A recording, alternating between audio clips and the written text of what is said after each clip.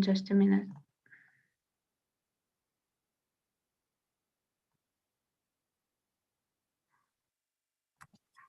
In the meantime, I guess it's streaming now. So, in the meantime, I wanted to mention that it's streamed now. Okay, thank you.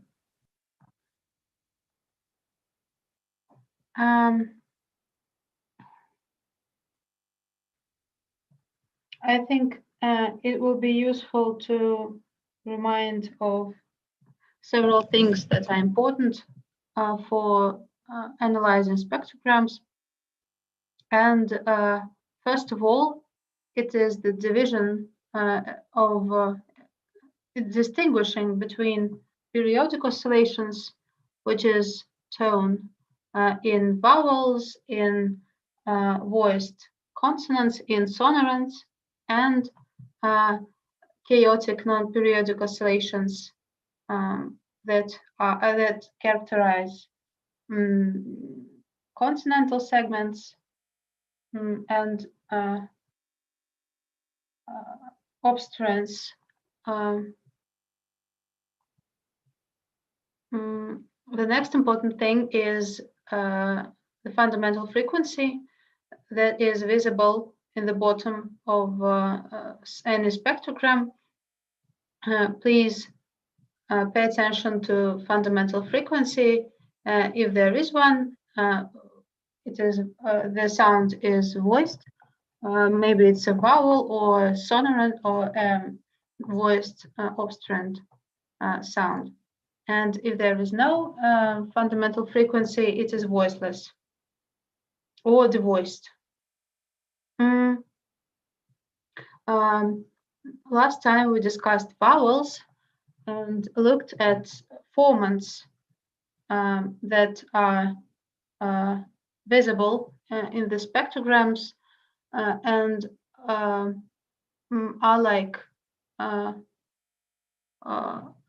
like black or dark gray worms on the more light background. Different vowels have different formant frequencies, and we can distinguish between them using not only absolute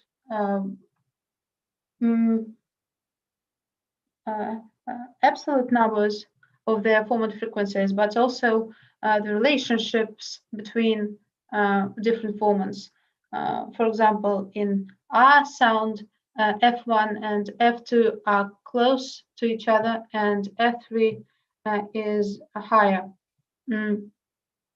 In back vowels like U, F1 and F2 are close together, and in high front vowels like E, F1 and F2 are far from each other, and F3 is close to F2.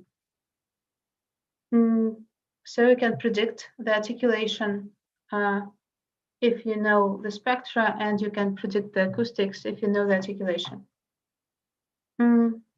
We also discussed different stops and fricatives, and what was important. Voiceless sounds are more noisy than voiced. Voiceless fricatives are more noisy than voiced fricatives. Some of them have noise in higher frequencies. For example, S is usually higher in frequency than sh, and some sounds are more intensive, like sibilant consonants, like s or sh. They are more intensive, more loud than f or th that are not sibilants. The noise in the spectrogram looks more pale, not so black. I also want you to pay attention to laryngeal fricative, which is marked by H letter. It is not a proper consonant. Some scholars some scholars analyze the sound as a voiceless part of adjacent vowel. So you can see that in different contexts, this sound looks differently, and its noise has almost the same formant structure as the adjacent vowel does. Sonorants are very complicated. I'm sorry. Yeah. Can we come back? Okay. So here, the more black the column, I speak about Arthur, and so on. The thicker the column, the more noise in the consonant, yes?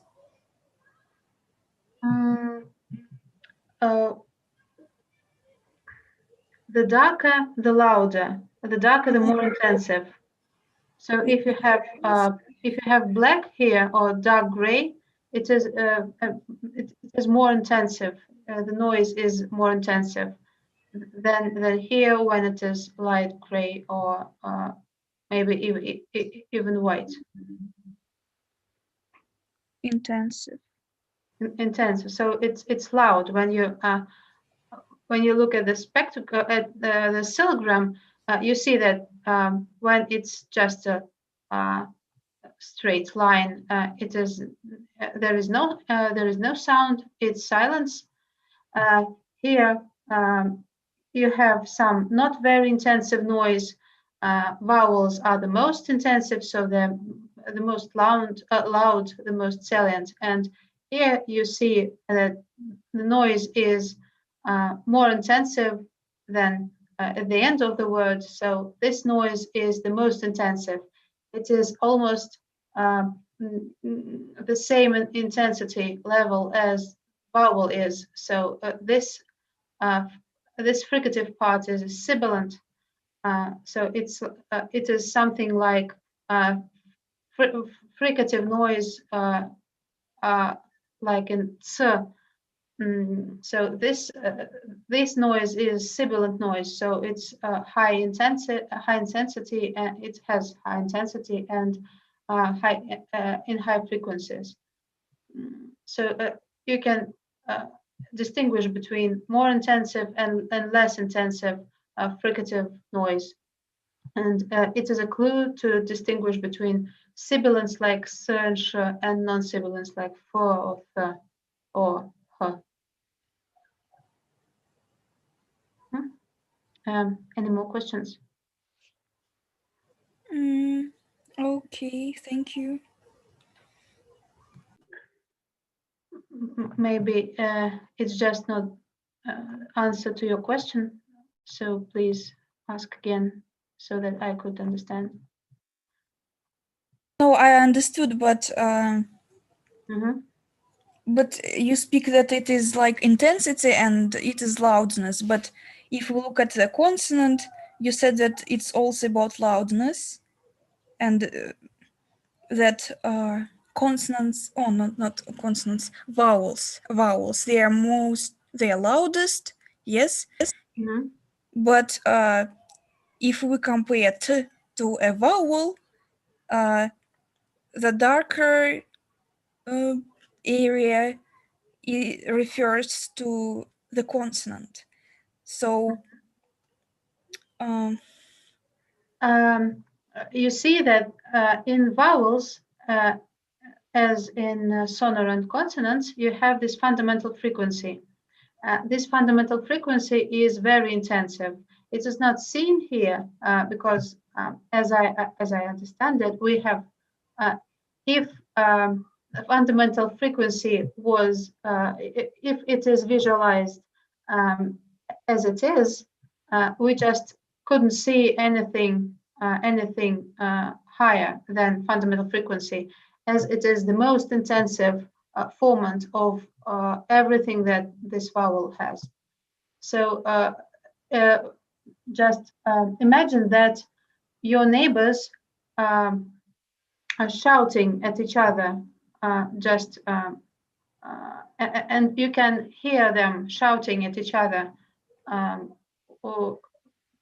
through the wall, and sometimes you can't get what they say, words and vowels and consonants, but you hear the intonation. It is because this fundamental frequency, that is intonation, is the most is really very intensive. So this intensive fundamental frequency gives this intensity to the vowel. Besides, you see that in vowels you have this intensive warmth in most of the spectra, and most of it is in lower frequencies, and the lower frequency, the more intensive is this frequency. So it is this fundamental frequency seems to be a compensation of this highly intensive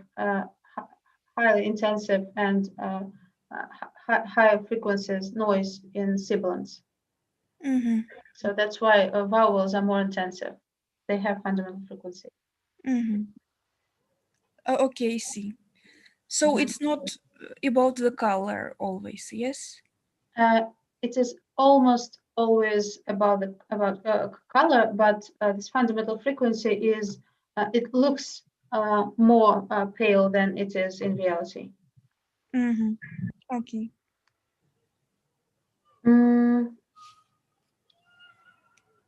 Okay. Sonorants. In nasals, we have more or less complicated formant structure. We have some additional nasality formants, and laterals have this window, just white window with silence, and it makes it easier to find the border, to find time when the vowel ends and this lateral consonant starts. And we also spoke about formant transitions, this changing in formant frequencies that can help us to understand what place of articulation is nearby. So we have the second formant lower near labial consonants. We have this second formant about maybe 1500 hertz if there are alveolar consonants to the left or to the right, and we have this second formant very high near velar consonants. So you can't see what happens in stops because there is only all you have is a closure when there's nothing. There is nothing but silence, and then you have a burst, and it does not give you clues to the place of articulation. But formant transitions do.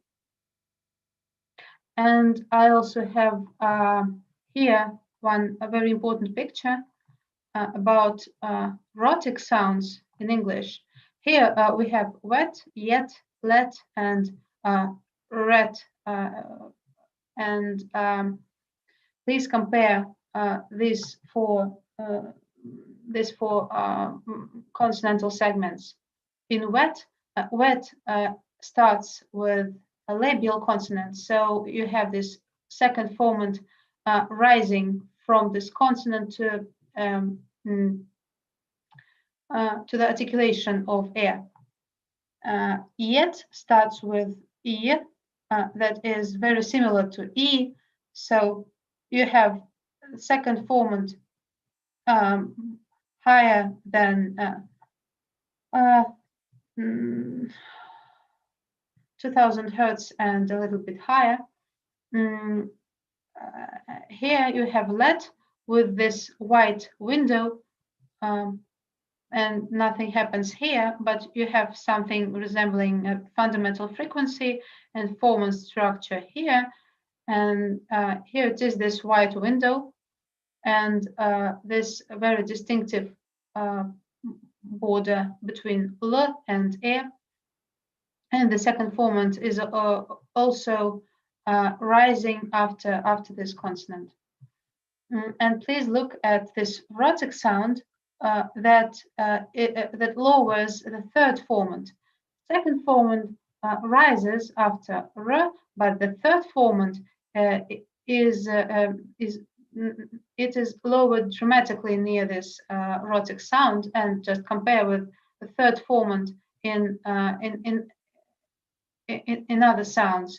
It's nothing happens with this third formant after W or Y or L, but this rhotic sound influences the third formant very much. So you can find this rhotic sound if you see that all formants are lower, and the third formant is lower in some segments. So it is very likely that it is a rhotic sound. Well, now I think we can. May I ask a question? Okay. What does the third formant show us? I mean, I get what the first one and the second one and the like 0, 1 do, but what about the third one? We have more or less simple articulatory correlates of first formant and the second formant, and third formant is not so simple.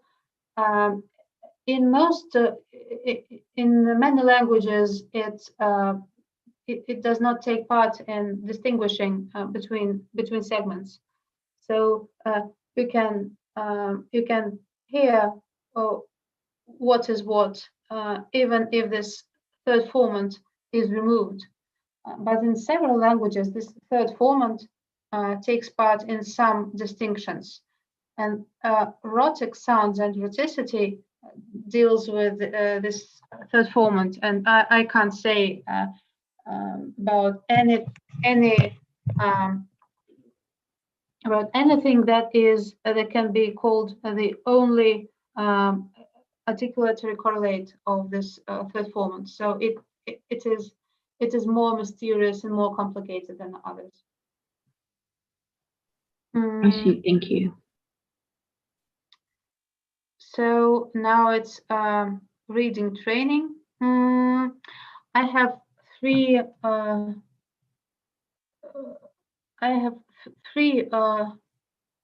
parts of 3 types of questions. And the first type of questions is you can see on the slide, you can see 2 spectrograms and 2 words.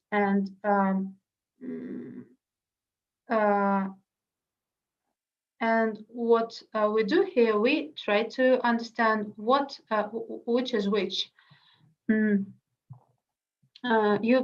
try to analyze what you see and guess how these articulatory differences are visualized in the spectra.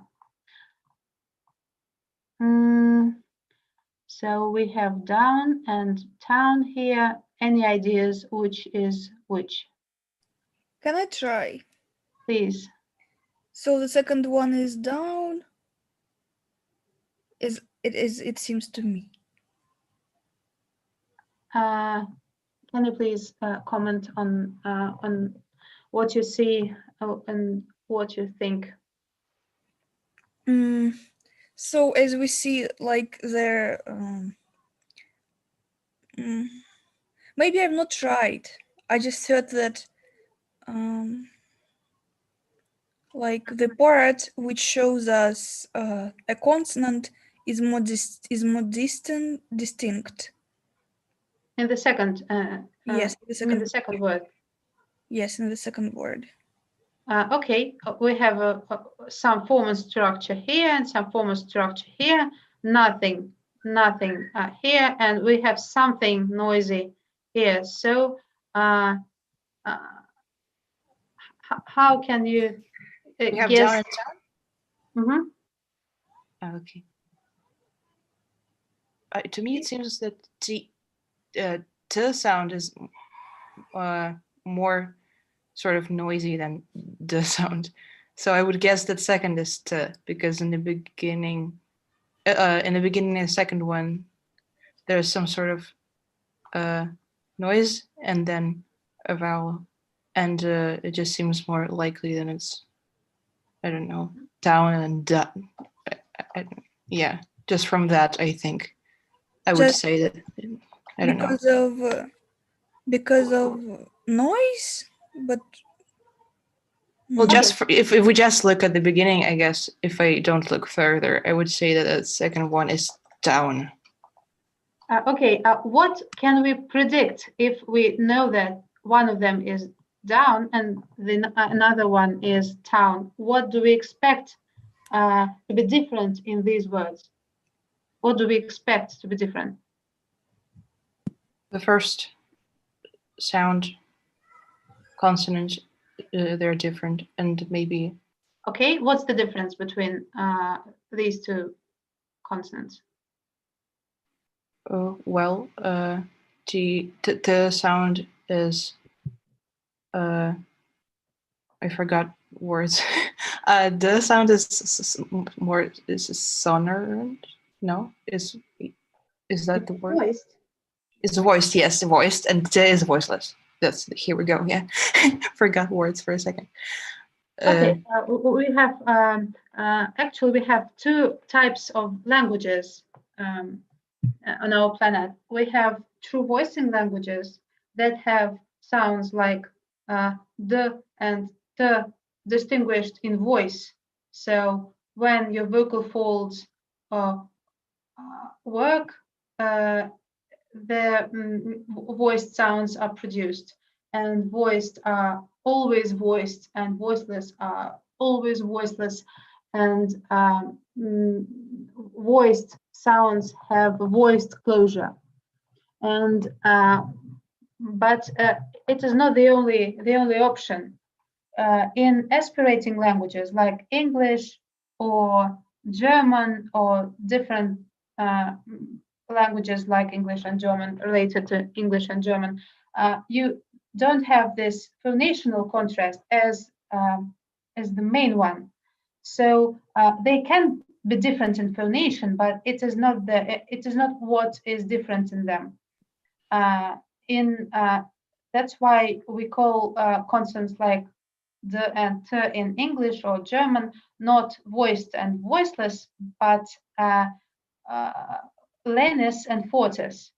So Fortis consonants like t or k or p are always voiceless, and they are often aspirated, and they are they're longer, and they're more noisy. So they can be aspirated, and sometimes when they are not, like after s, like in spot, we know that little children that are not very experienced in writing in English sometimes use B letter in words like sport or spot. So it is not obvious what sound is this per sound. So because it is not aspirated.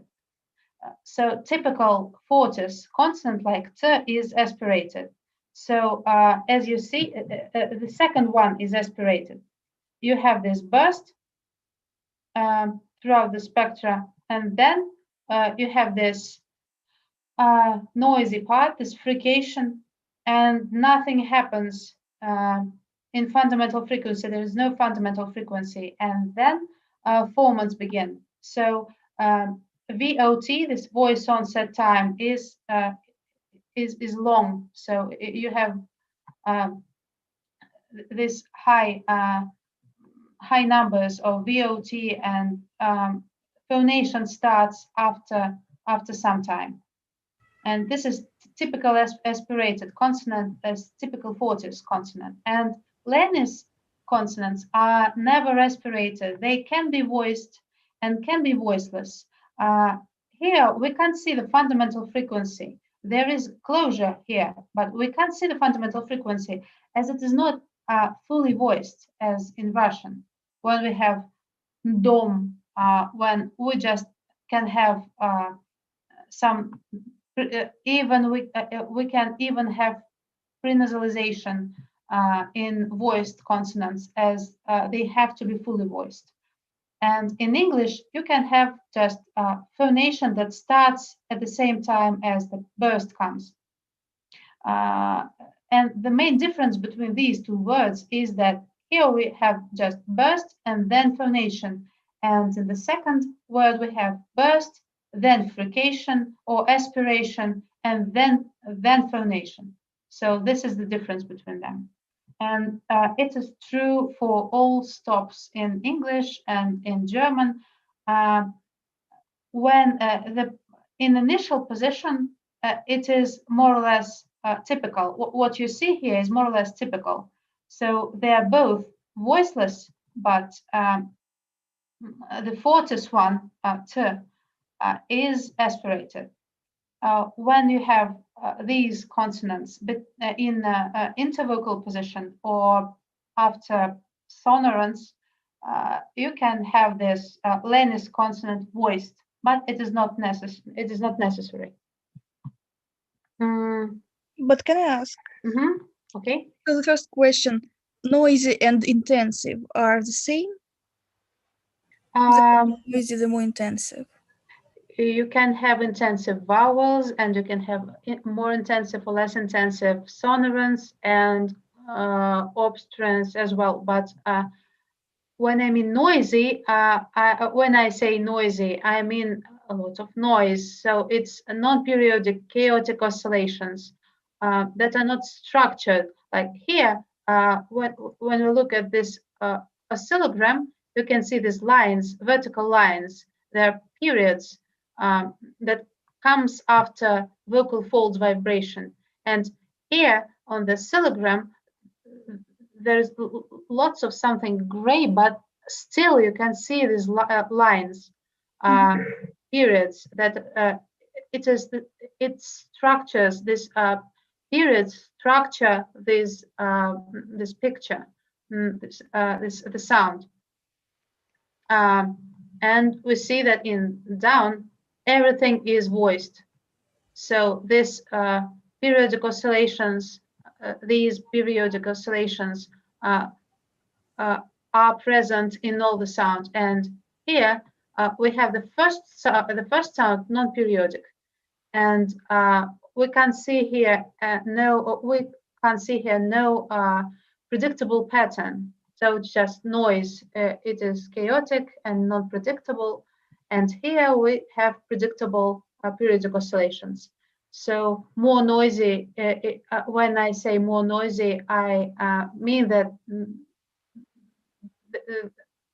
we have here lots of this turbulent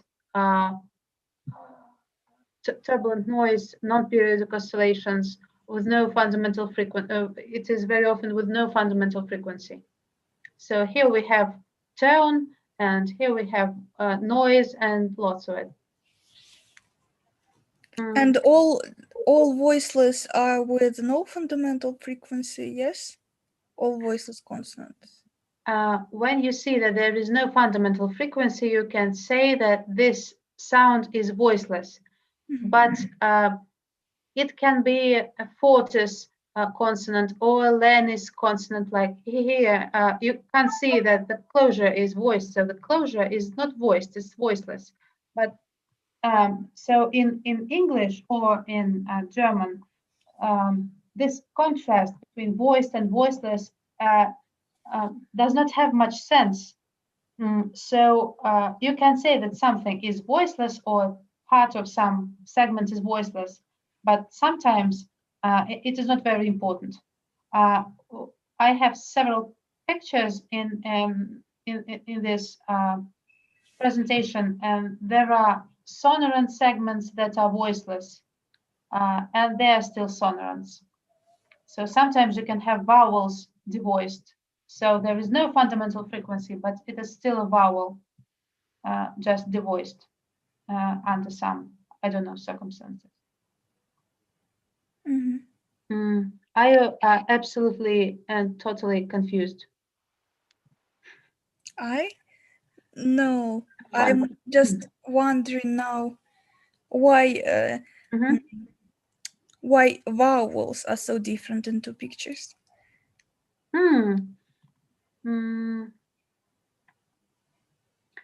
Let us see. I think we can try to hear to listen to what is pronounced here. Just 1 second. Down. Town. Do you hear? Yes. There are 2 speakers here, 2 different recordings. Let's listen to it one more time.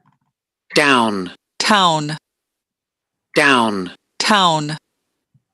So the vowels are really different in these 2 pronunciations.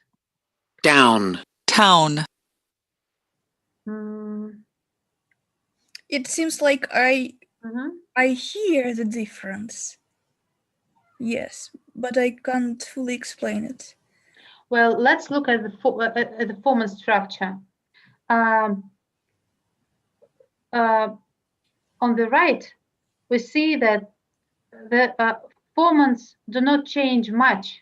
If we just the third formant is more or less the same to the left or to the right, and the first formant and second formant, they are not changing so much. And in the first picture, we see that the first formant changes a lot, and the second one also changes a lot. So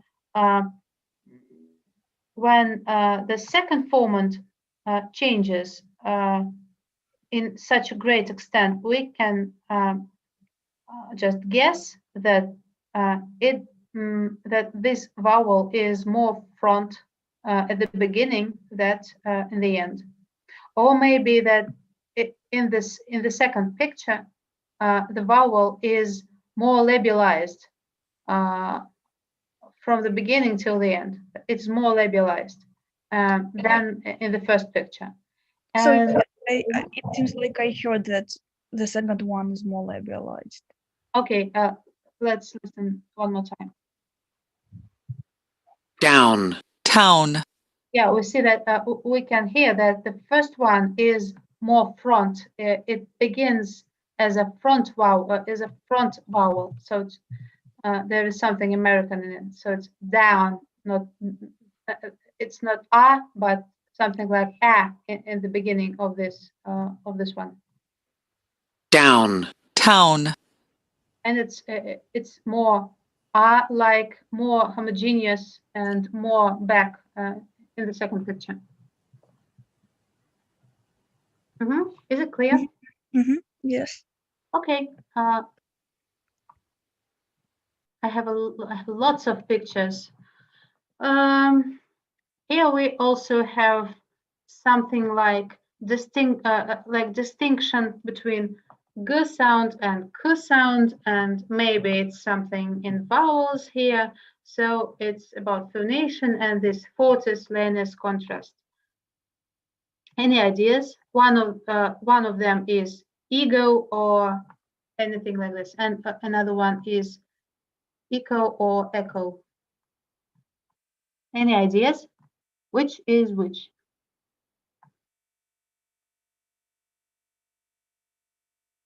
The second one is ego. Why do you think so?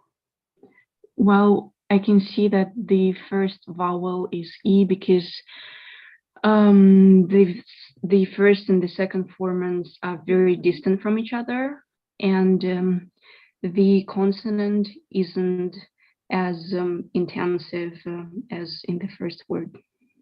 Yeah, and we see fundamental frequency in this closure from the beginning to the end of closure. Let's listen to the sound. Echo, ego, So you're right. The second one is ego. And here you have the first formant higher and the second formant lower than in E. So it is more centralized. It's not so high. It's not so front. Here we have three words: sin, ten, and chen. Which is which? We can start with just only one and then go further. Sin, ten, and chen.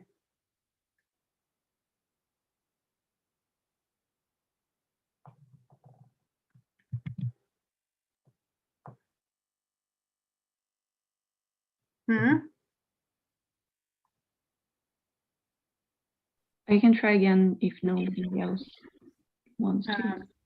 I'll be very happy. Okay, I think that the first one is 10.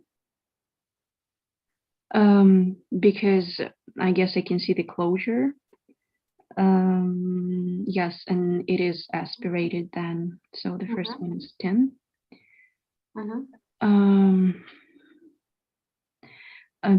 Maybe the last one is sin. And the second one is chin, but I'm not sure. What difference do we expect from chen and sin? Well, the difference in the first sound, in the first consonant, and I don't really remember like the frequency of like s. Is it like higher?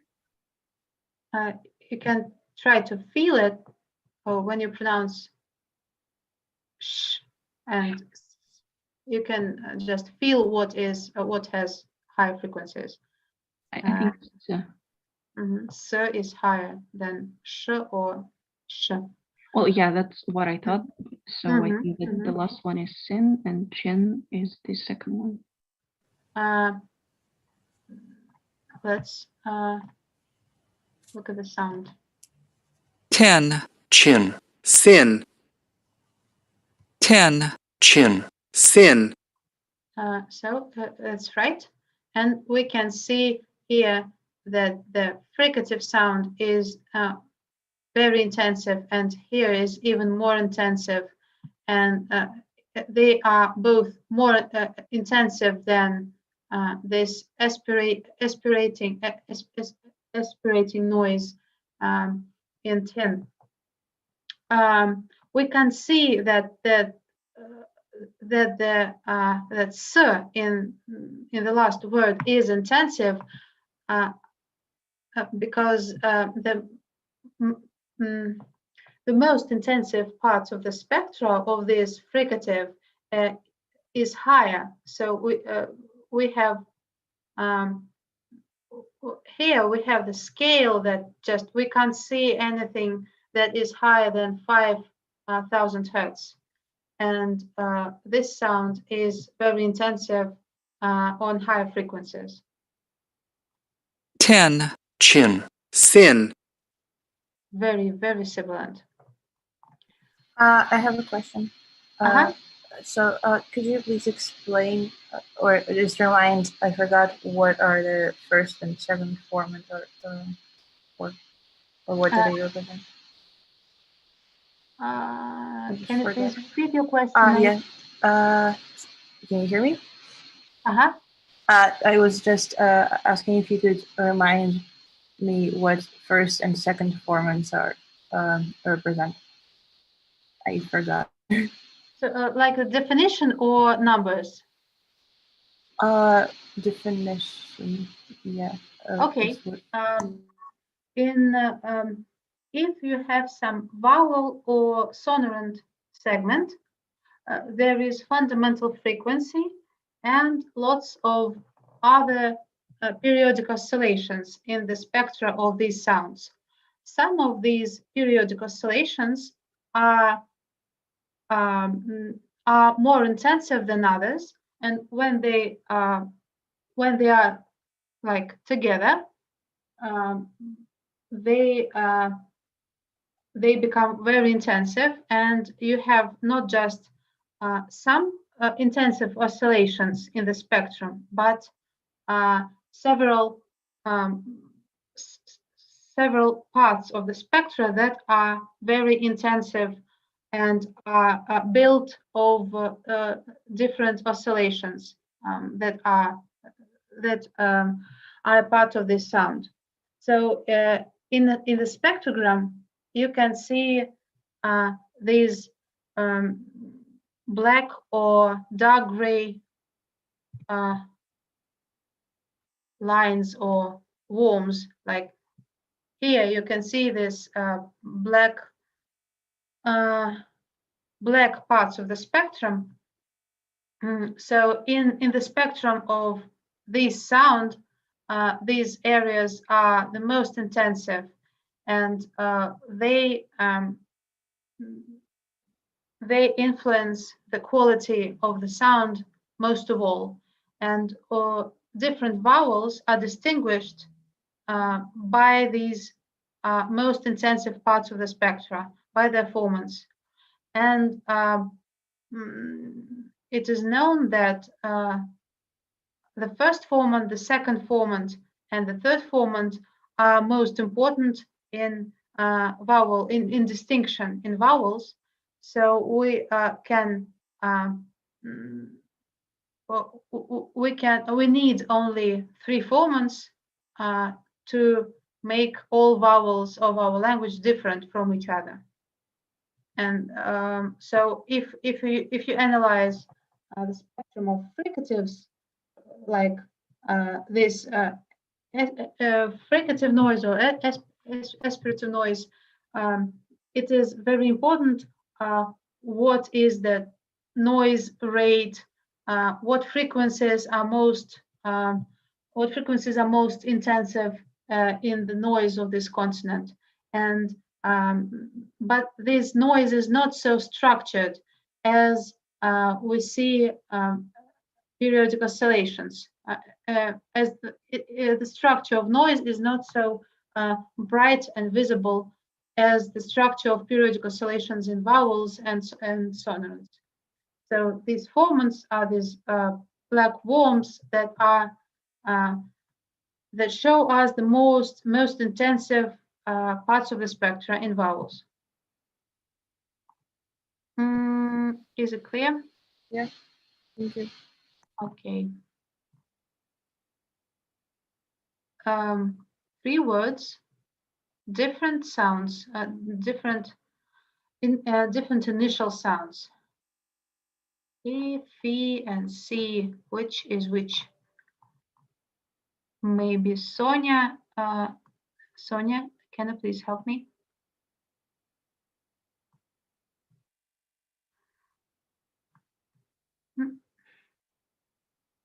Ksenia. Sonia. Are you here? Yeah, sorry. I had some problems with my internet connection. What was the question once again? Okay, the question is, there are 3 words here, E, F, and C, and 3 spectrograms. Please guess which is which and why. E, F, and C.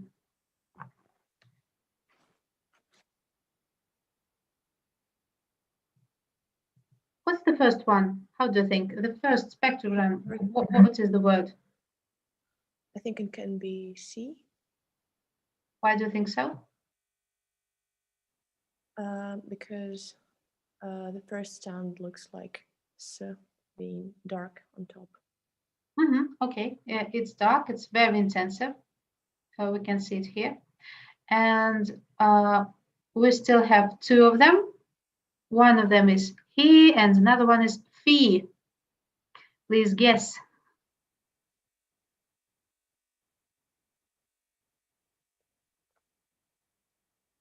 This one is harder for me. Sorry. Can I try? Ksenia, please. I just remember that in English is almost not pronounced sound. So that's why I think it's the second one, because it's much less intensive. Okay. Any other ideas?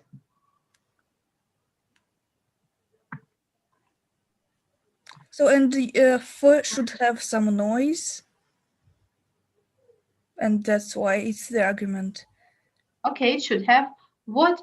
So we have different noise structure in these two words. What else is different in these two pronunciations? What is different? But in the third picture we have more noise. Yes? Okay, more noise here, less noise here. And let's look at the vowels. What is different in formant structure here and here? But by the way, second and the third, they're almost the same. I mean, vowels. Almost, but not absolutely. What is different in vowel structures? And what is more important, what do we expect? We have he and fee. What formant transitions do we expect here in these words? So fee, in fee, the vowel should be longer. Yes. If they're pronounced isolated in isolation, they should be the same. Just long e is the same in all three words. We just don't have this e in he in most cases, as it is not pronounced in isolation. It's not under phrase accent. But in isolation, they're the same.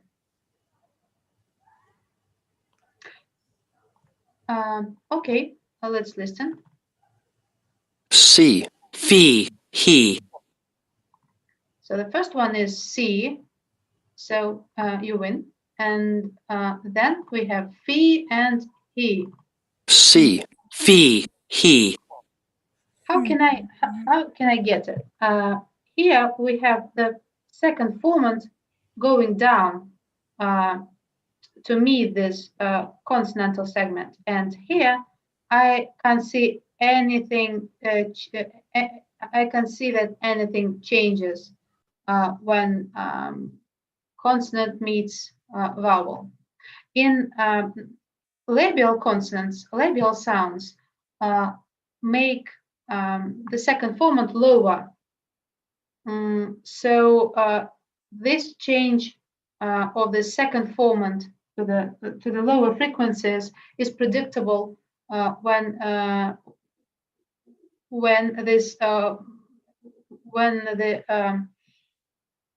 vowel is after labial consonant. So I agree that in ideal case we expect fee to be more noisy than he, but here we have this confusing situation. There is more noise in laryngeal sound, less noise in labial sound, but vowel transitions do not lie. So one more time. C, fee, he. C, fee, he. So strangely, it's like he is like who is very, very intensive. Strangely. Yeah, I think that it's not strange when it is before, when E is coming next, as when your mouth is almost closed, articulators are in contact. So even if you pronounce, even if you try to pronounce this H consonant by your glottis or by your glottis, you still use everything that is in your mouth. So it is like a laryngeal consonant that is accompanied with sh-like or sh-like consonants as articulators are closer to each other when E is pronounced.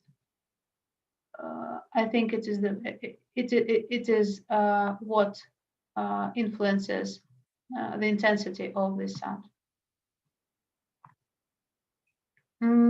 Okay, next one, Z and set. Which is which? Could I, or maybe someone else wants to? Yes, please. Oh, because I answered it. But okay, yeah, I'll check. So I think the first one is Z, because on the I'm afraid I will use some voice wrong, but when we can see that well, basically we can see the fundamental Fundamental frequency. frequency. Yes. So there's a Yeah, we have voice, fundamental more frequency. voice. Yeah, That's voice. more, yeah, and that's basically. Okay. Yeah. Z, set. Z, set. Yes, it's everything is correct. But can I ask?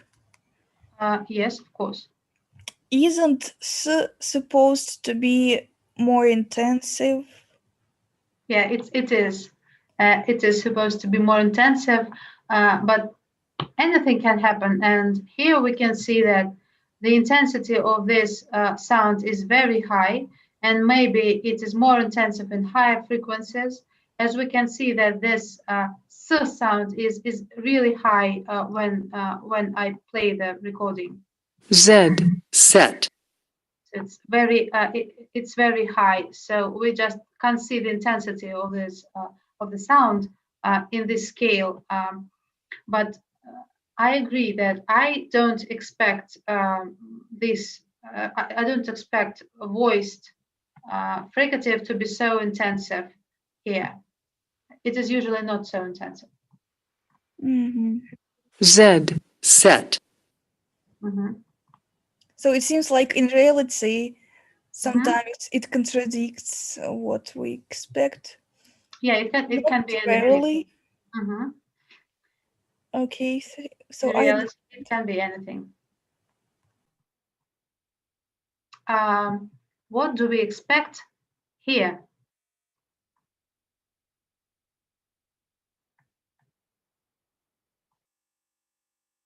What difference do we expect to have here? In the previous example, we had fundamental frequency here, no fundamental frequency to the right. And here, where is the fundamental frequency? There is no fundamental frequency, neither here or here. What's happening? So this distinction between Fortis and Lenis is not only about stops, but also about fricatives. So sometimes you can have no phonational contrast between words like vast and fast, and there is something else. when we have no fundamental frequency, what can help us to find out which is which?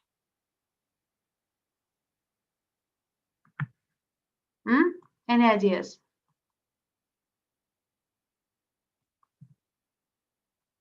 Can we look at the words one more time? Mm-hmm. Fast and fast. Okay. Mhm. Thank you. These two are American, but it's not very important here. Mhm. Could you repeat the question, please? What is vast or vast, and what is fast or? The intensity is different in those spectrograms. In the first, it is more intense, and in the second, it is less intense. Okay, I have more intensive noise to the left, so I expect the left picture to be what? To be fast. Okay, let's listen. Fast, fast. Yeah, you're right.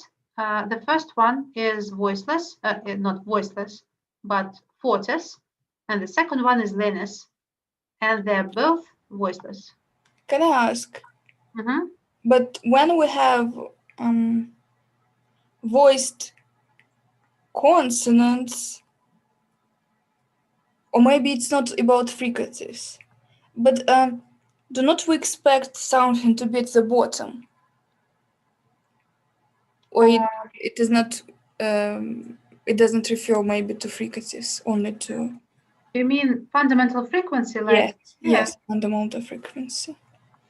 In this difference between Fortis and Linus, phonation fundamental frequency is not necessary. So it is sometimes it is more likely to have fundamental frequency. And you can always say that there will be no fundamental frequency in voiceless sounds. So in Fortis sounds, there is no fundamental frequency. But Linus sounds, which are which we put as z or d or b, they can be voiced and they can be voiceless. It's not so important. So we expect to have fundamental frequency in this Linus fricatives, but it is not necessary. So this difference in noise amount is enough. Fast, fast. Fast, fast.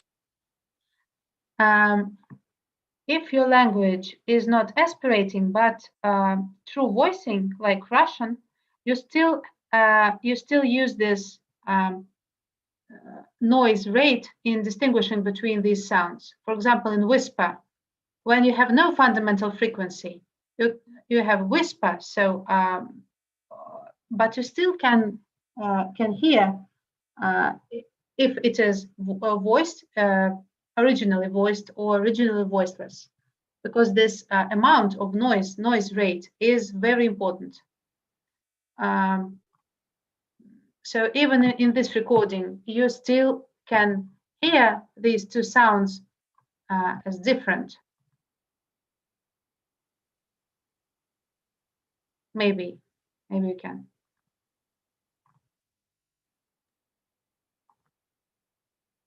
Here we have shine and sign. Which is which? Alexander, maybe you could help. Yes, so the difference is one more time is in intensity. So the right spectrogram is more intense than the left spectrogram, and yeah, maybe also we see that the vowels are different. So in the right spectrogram, they are more intense than, and in the left they are pale.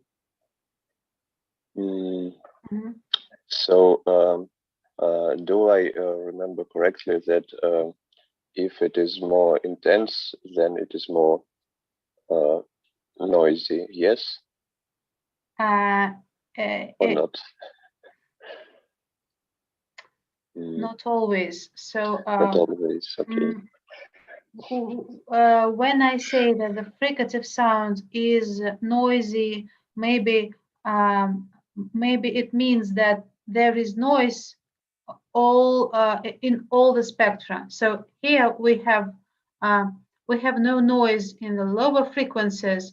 So if we have something like 4 here, we would have noise throughout the spectra. So it is in the bottom, in the center of this scale, and on higher frequencies as well. And when you see noise but not so much,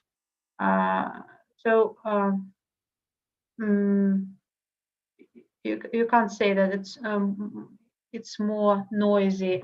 Here I can say that the consonant to the right is more louder. The intensity of this right consonant is more than to the left, because the color is different.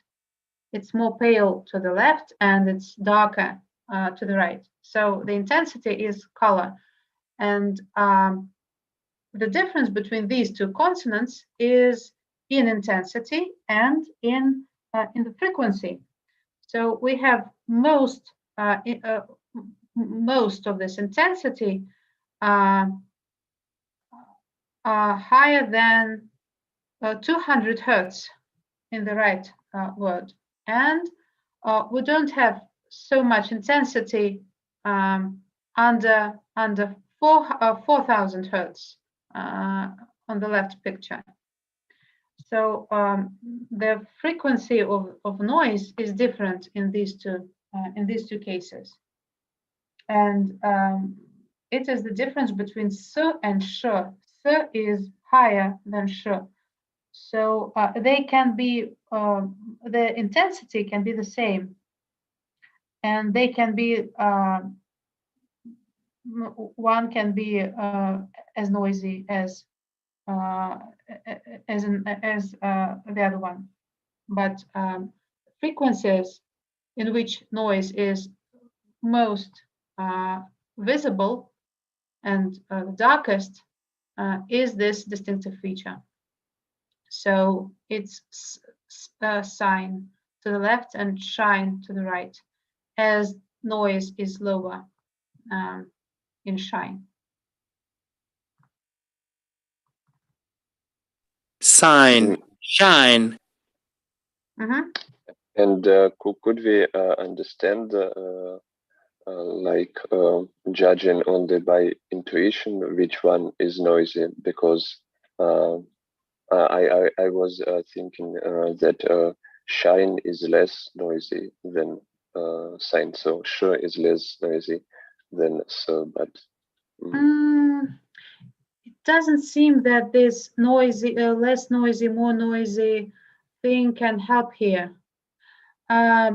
Maybe it can help when you have an approximant and a fricative of the same place of articulation, or maybe you have different realizations of fricative. Some of them are less noisy and some of them are more noisy, and you compare more and less noisy realizations of the same thing. Here I just can't see how it can be of any help here. But can we understand? So the difference is frequency. The difference between s and sh is frequency. But do we know frequency of each consonant? Yes, we do. Sh, alveolar, dentals and alveolars, dental and alveolar sibilants have frequencies higher than 3,000 or 4,000 hertz, sometimes even higher than 5,000 hertz. the maximum of frequency of the maximum of intensity is higher than 4,000 hertz, and it can be nothing lower than 4,000 hertz. And in postalveolar and palatal sibilants, we have noise in lower frequencies. In 2,000 hertz, we already have some noise and very intensive noise.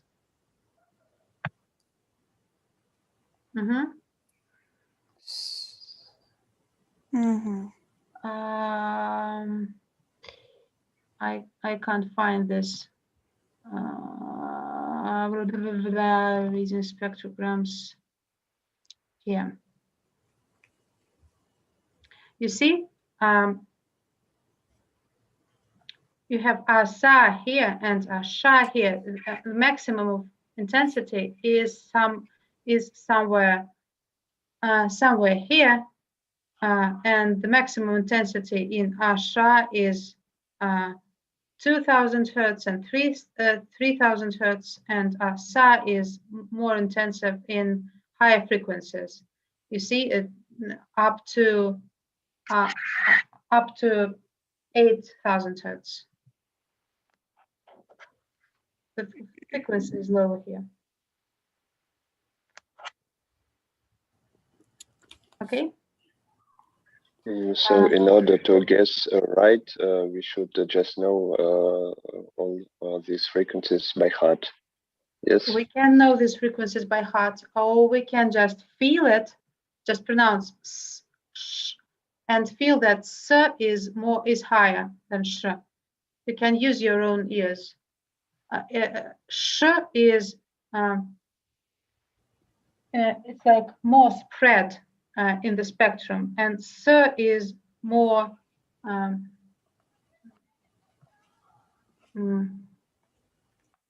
is not so spread. I can't find it. But right. for example, as I understood it by the picture, the frequency of f should be quite high too, or at least it looked at the picture. What picture? This one? F, where we have f. F. Yes. Okay. What about f? The frequency is high. No. In f, you have almost the same noise rate on all frequencies, and the scale is not very convenient here, as it is up to 9,000 hertz, and here we have the scale up to 5,000 hertz. So 5,000 hertz is the scale that we use in our perception. So you can just remove anything that is higher than 5,000 hertz, and you will be still able to distinguish between sounds and to understand what is said. So here we can have all the possible noise that we can imagine, but what is important happens here on this scale, and so will be very intensive, higher than 3.5 or 4,000 hertz.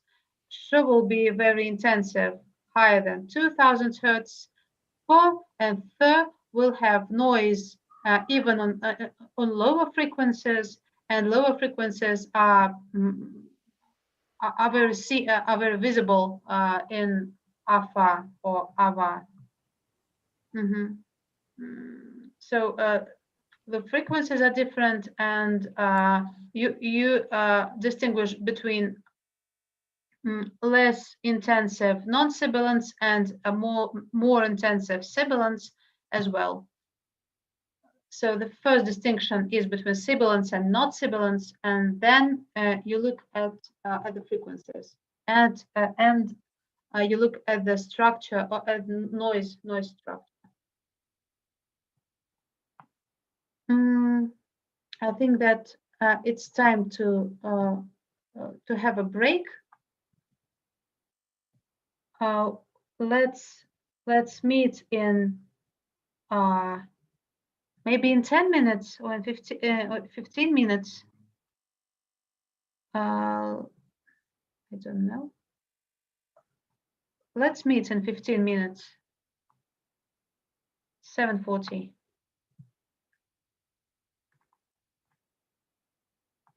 And we'll continue looking at the spectra.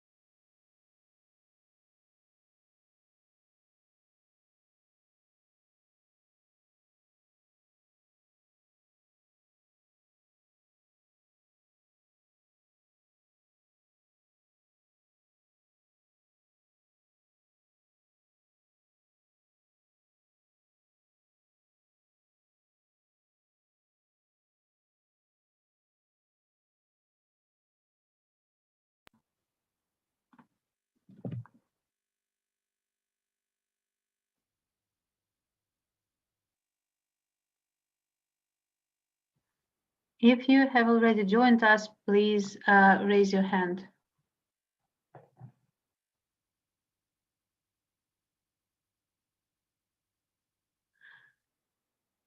Okay. 2, 3 of you.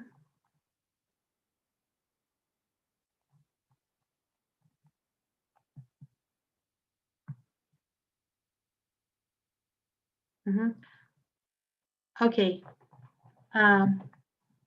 Let's move on.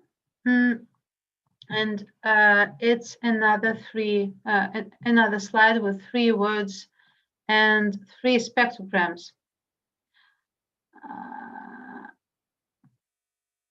Please guess. Aisha. Okay.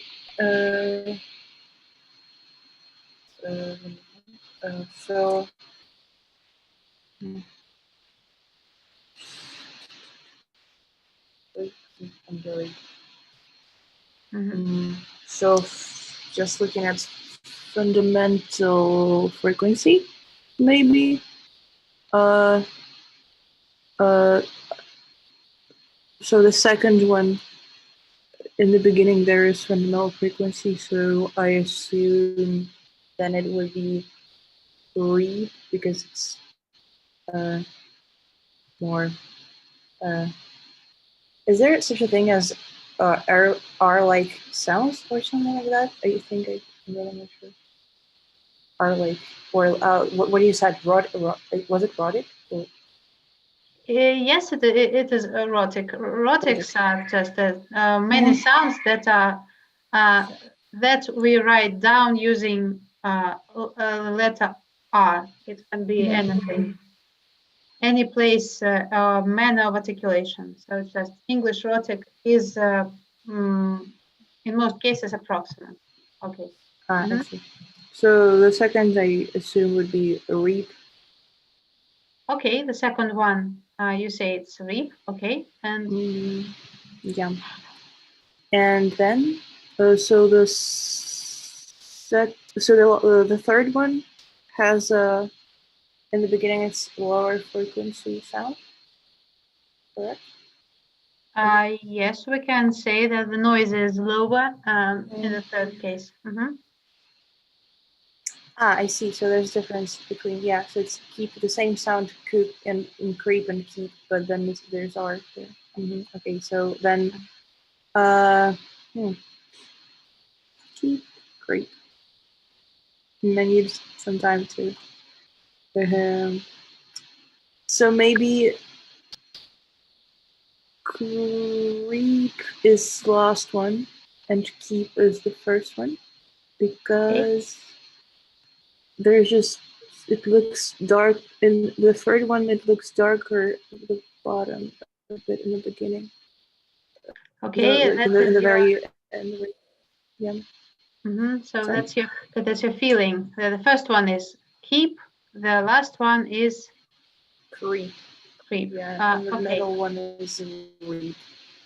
Okay. So let's check your feeling. Keep, reap, creep. Yeah. You're right. So the last one is creep. So we can see fundamental frequency here, and here what we see here is a vowel, and here is a cluster of k and r without fundamental frequency. So the aspiration of the stop overlaps the proximant and the voices the proximant. So we have voiced r here, and the same sound is devoiced here in creep. And we can see this line going down. It's the third formant, I suppose, that is going down to r sound. And we see that here the picture is almost the same. Something goes down, but it's more like the second formant, I think. So it's E, and this should be second formant. I think they're merged into something undistinguishable and undividable. Okay, and here we have just a burst, not very loud, and then some aspirating noise. keep, reap, creep, Okay, let's move on. Hide, fight, and hide. Which is which?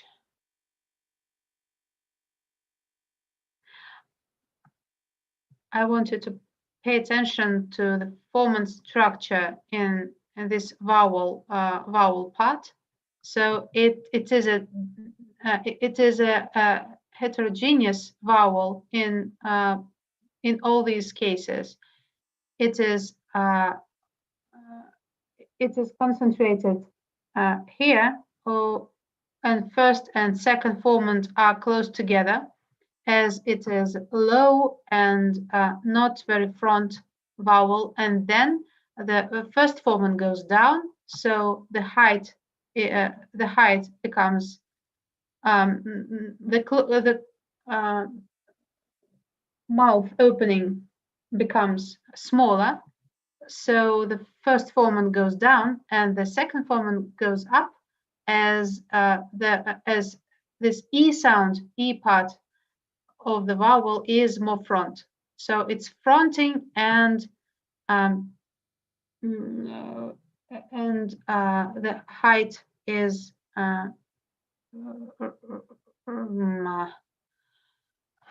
the vowel becomes more close, more closed, more high. But what about consonants?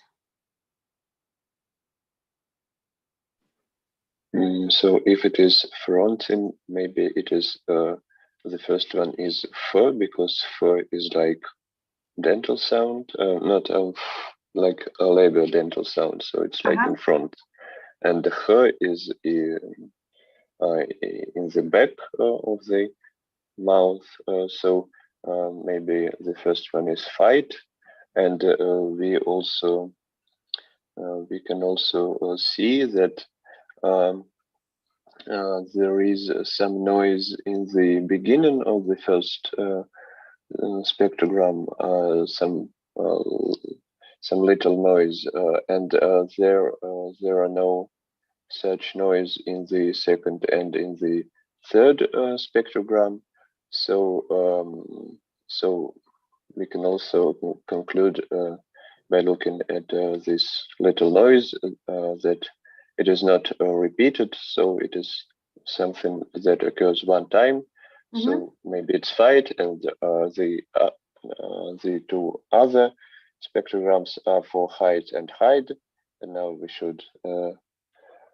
should decide which one is which. And maybe I would say that second is height, and third one is hide.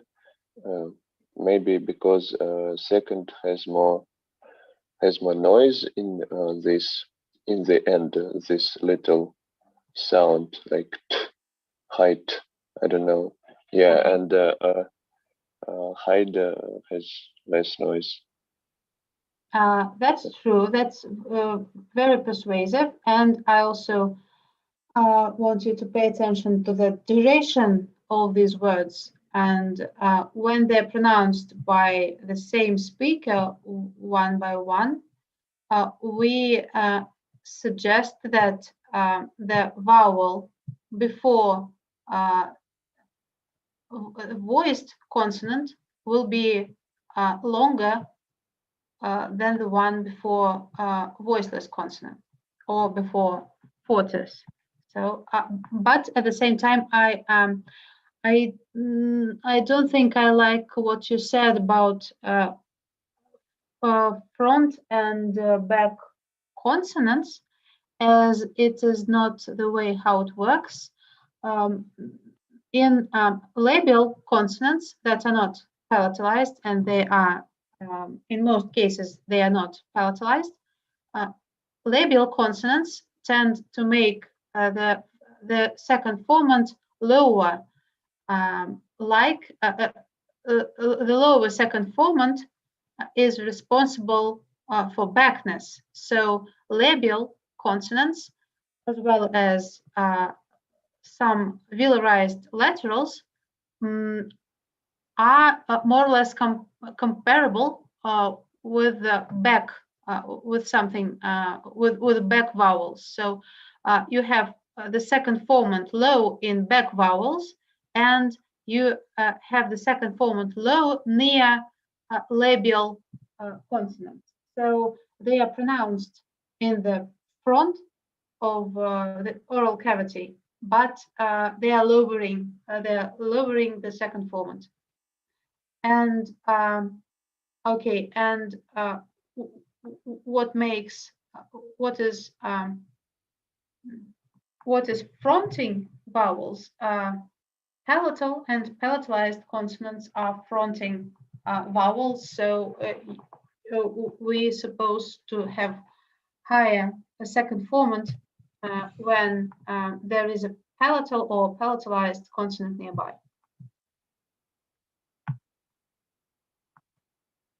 Fight, height, hide.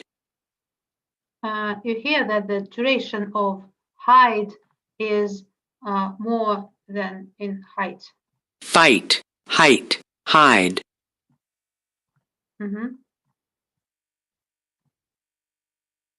Thank you.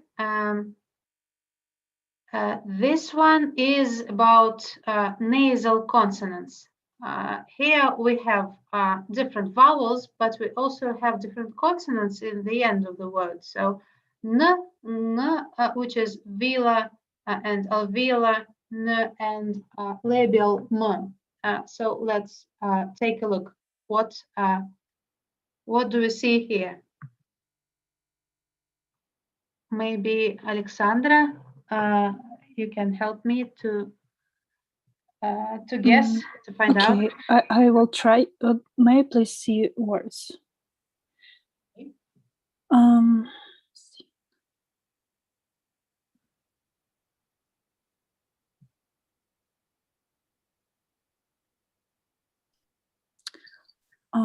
Well, once again, we see no fundamental frequency at the beginning of these words.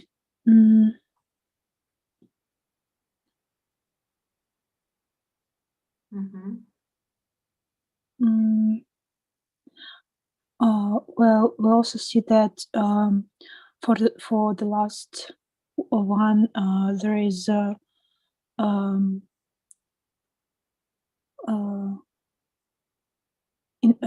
we see an intensity. You mean vowels are more intensive? Yes. Yeah, Okay. vowels are more intensive than in the second and the first one. Okay, but keep in mind that the speakers can be different, and recording experience can be different. So maybe we can't compare intensity of just in pictures, dynamic range in pictures.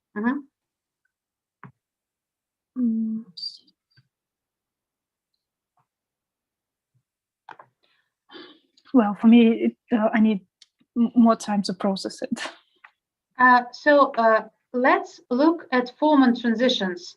N, and m are different in place of articulation. So, and we can have a clue to the place of articulation in Formant transitions. So let's look at Formant transitions in this most intensive vowel. We can see.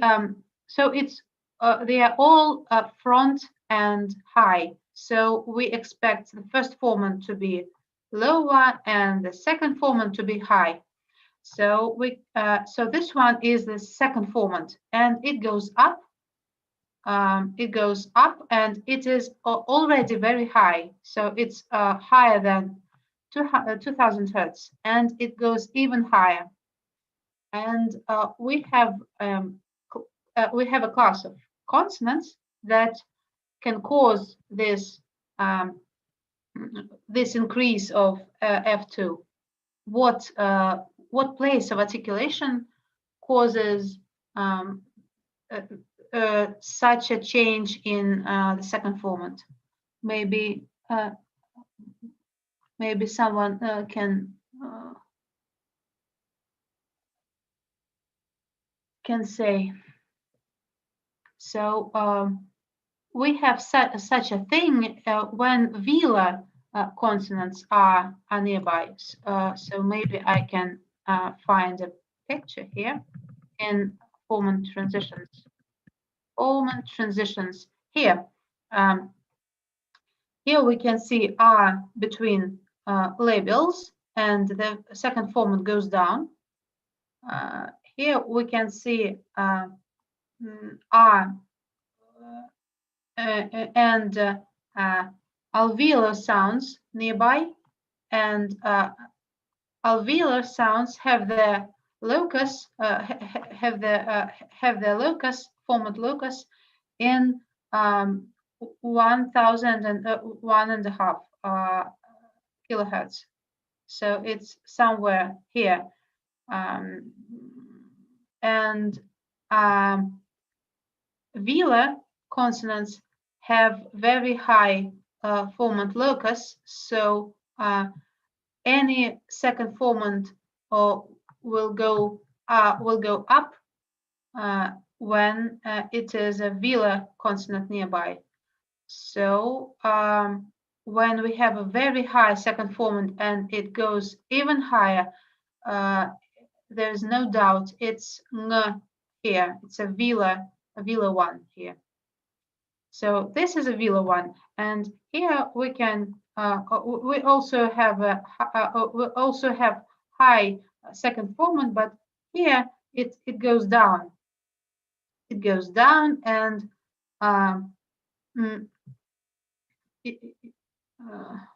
why does it go down? What can cause this this lowering? And here we also can see that it goes down. So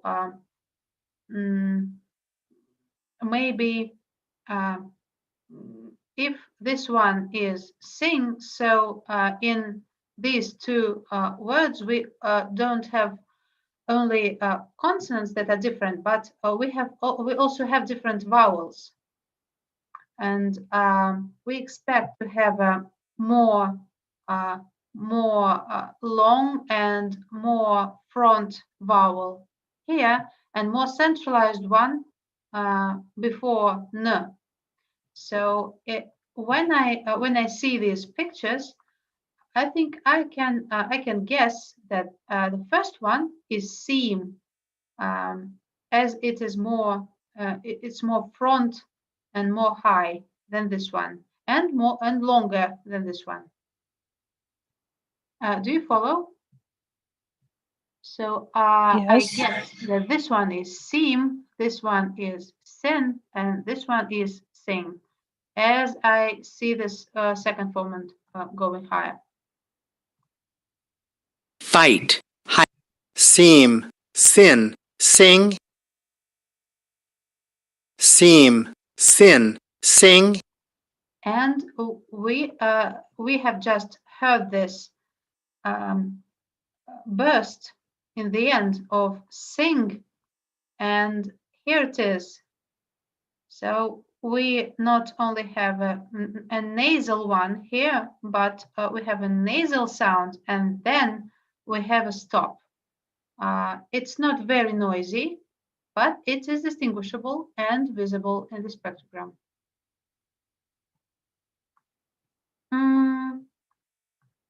Two words, two pictures. What do you think?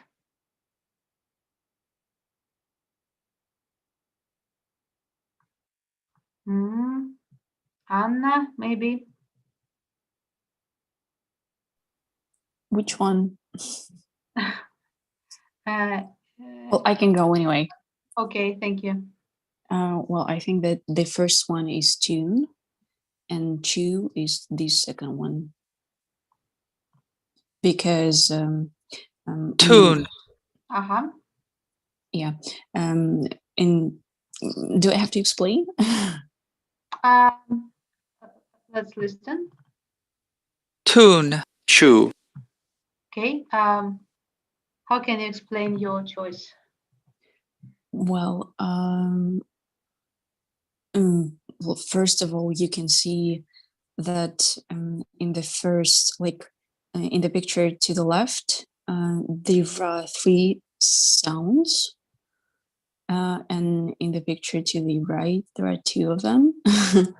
And also the difference is in the first sounds. So in the in the first picture, you can see like the closure, and the sound looks like an aspirated one. And in the picture to the right, it looks like a sibilant, which it is, right? Because it is noisier, yeah, and darker and all that. Yeah, the intensity is higher. But I should say that I'm confused because this ch sound is supposed to be an affricate, so I expect to see closure and a burst here, but there is no burst. Neither in the syllogram nor here. Why can it be so? Tune. chew, Maybe it's just an artifact. So something happened with the syllogram or with analysis, or maybe the dynamic range caused the chosen dynamic range caused this disappearing of the burst. Okay. 2 more words. Anyone? Maybe another Anna. Can you help us?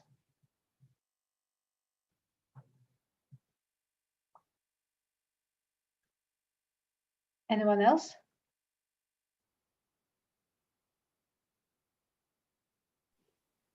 So we know that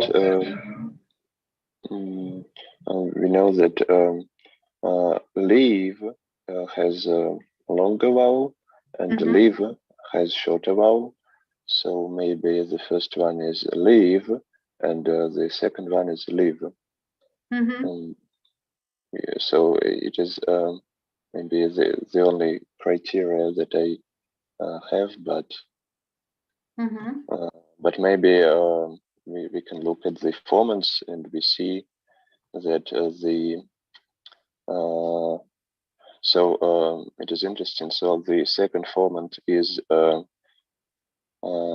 this like arc in the both cases, but in the first spectrogram it is a longer arc, and in the second it is like it is what it was like pressured. Скомкано, сжато, как бы. I don't know. Yeah, so maybe it is the same as this. Yeah, so the length of the formants also, not only the length of the spectrogram, but also the length of the formants could tell us the difference. Yeah, when we see this first E sound, we see that the target articulation is achieved. We can see this this part of a vowel that is stable part, and in the second case, we see that the co-articulation takes the first part of a vowel and when you see that the target of articulation is maybe now achieved, co-articulation pushes this this formant down to labial consonant. So this one is shorter. That's right, and it is also more centralized, as you can see the first formant lower here and a little bit higher here, and the second formant is also higher in the first one. Tune.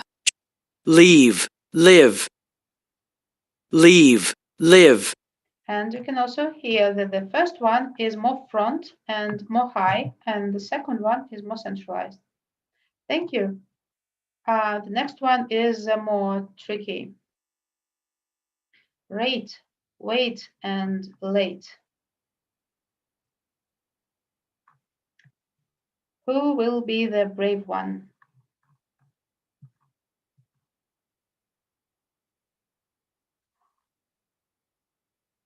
So rate begins with an approximant and wait as well. Late begins with a lateral approximant, so they are all supposed to be vowel-like, but with no such a bright formant structure on higher frequencies. So we can find this. We can find the border.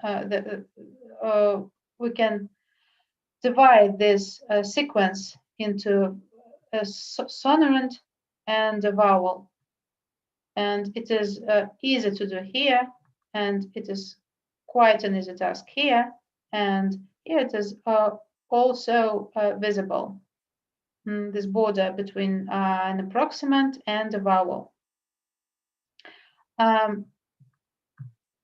I expect the second formant to be what is the vowel? It is a heterogeneous vowel in all these words. So it's something like A, and I see that the second formant goes higher it goes up when the articulation becomes more when the vowel becomes more front. So it starts with the mid vowel and then it becomes front and high. So it's the same in all these words. So what's the difference? I have some different vowel formant transitions in the beginning of vowels. I expect to have the second formant going down after labial consonant like w, and maybe after not so much, but still after lateral approximant. And I expect that all formants go down, and the third formant decreasing dramatically after rhotic sound. And here I have something nice, and here as well, and here I have something very dramatic, and I think that the third formant goes down here. Maybe this one is but maybe this one is labial, as this decreasing of the second formant is normal when the labial consonant is nearby. So let's just listen. wait, late, Rate. wait, late, Rate. So this dramatic decrease was a co-articulation to a labial one, and now I see that the spectrum of this approximant is resembles the spectrum of O sound. So it has everything in lower frequencies. Okay.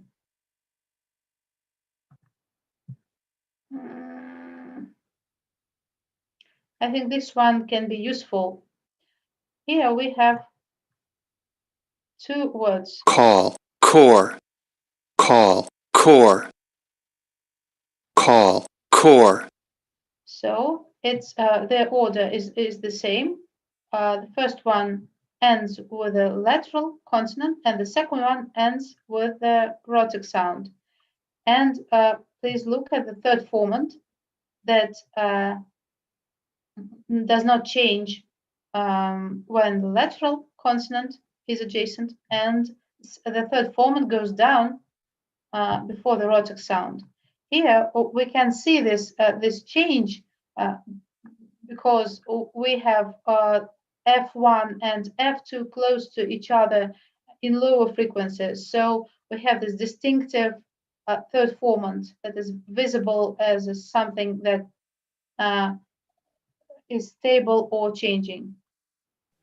Can we listen to it one more time? Mm-hmm. Call, core, call, Okay. core. Mm-hmm. So we definitely have something here, but it is not very distinctive. So we don't even have fundamental frequency in the end of this thing, but we have this white window that is more or less typical to lateral consonants, and we have something strange here. So I can see that the rhotic sound is the rhotic sound only when this third formant helps me, as the noise structure is tells me nothing. They and way, which is which? They and way. Please remember about Formant transitions.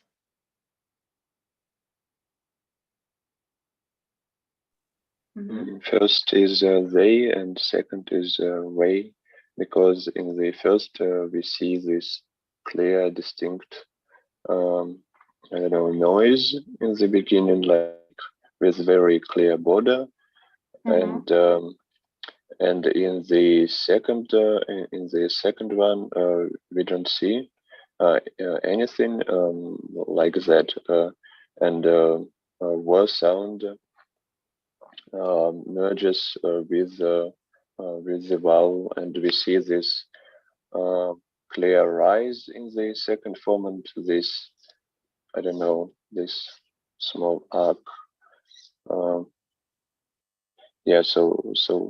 So first is they and second is way. And what is the reason why the second formant goes up after the proximant in the second case? What's the reason why it goes up? Why does it change? We see that the second formant is the same in the first word, and it changes in the second one. What's the reason?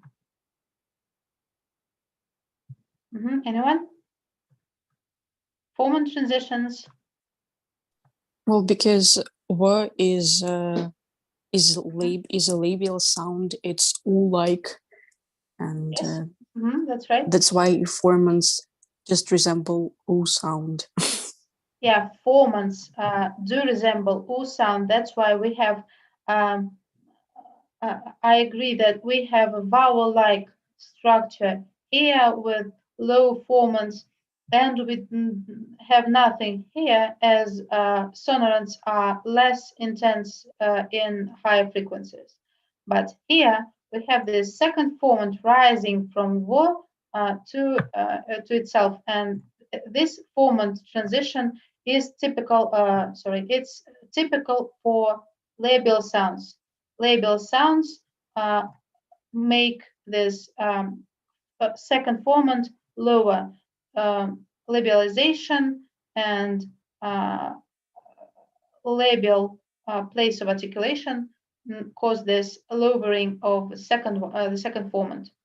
And when the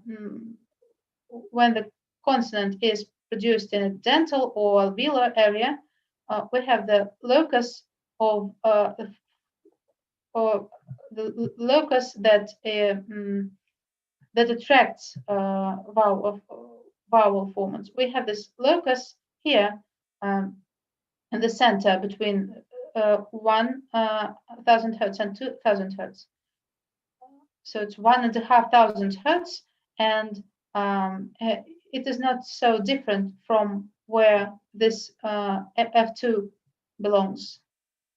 So we don't have this change after dental consonant, but we have this change after change of second formant after labial consonant. Formant transitions are very, very important. Please pay attention to this.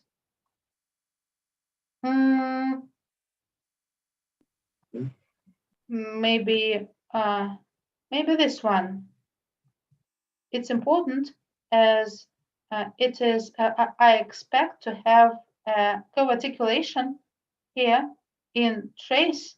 We don't have distinctive alveolar sound and then post-alveolar proximant. We have this the first sound going back to co-articulate to the proximant. So that's why we see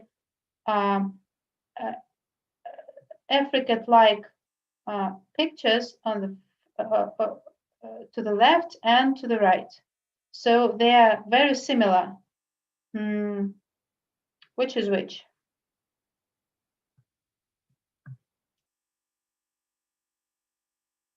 Trace and chase.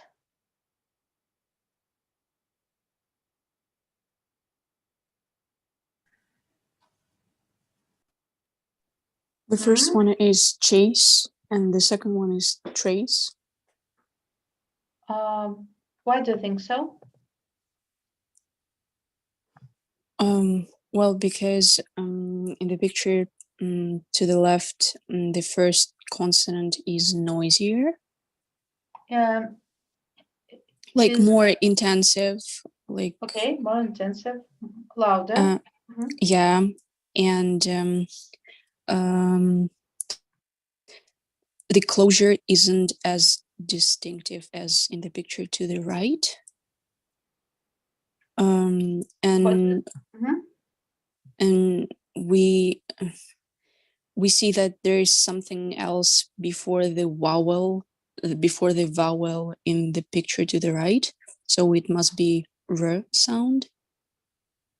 You mean this white area? No. I mean, if you look at the vowels in the picture to the left, you can you can see that it starts right after the first consonant. I agree. And in the second picture, there is something else like before the vowel. I think we can say that here not the aspiration. Yeah, I mean not the aspiration, but this gray area with I see that vowel begins here on the syllogram and on the spectrogram, and here I also see this very distinctive order between consonant and the vowel. But on the left, I have this consonant homogeneous, and it is the intensity is very high from the beginning to the end. And in the second case, it is not so homogeneous. It's more intensive in the beginning, and then it is weak. It is weaker and weaker, and that's why we have these pale areas here. And noise is very strange. So we don't expect to have such low frequency noise in sibilants like ch. So I agree with you. They. Way. Call. Core. Something went wrong. wait, late, I'm lost.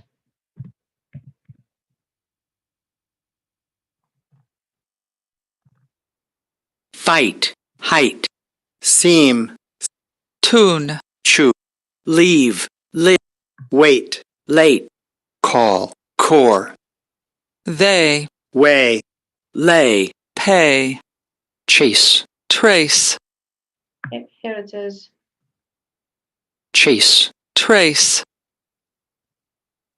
chase, trace, Yes, so we really do have aspiration here, and we don't see a fundamental frequency here, so the approximant is devoiced. We don't there is no fundamental frequency in both cases, but here we have a more we have a weaker part of this fricative noise, so it's not a frication but aspiration here. So there is a fricative. There is a fricative part here, frication of the stop consonant, and then we have aspirated approximant and aspirated devoiced approximant. chase, trace, But sometimes in some some types of pronunciation, it can be more sibilant-like.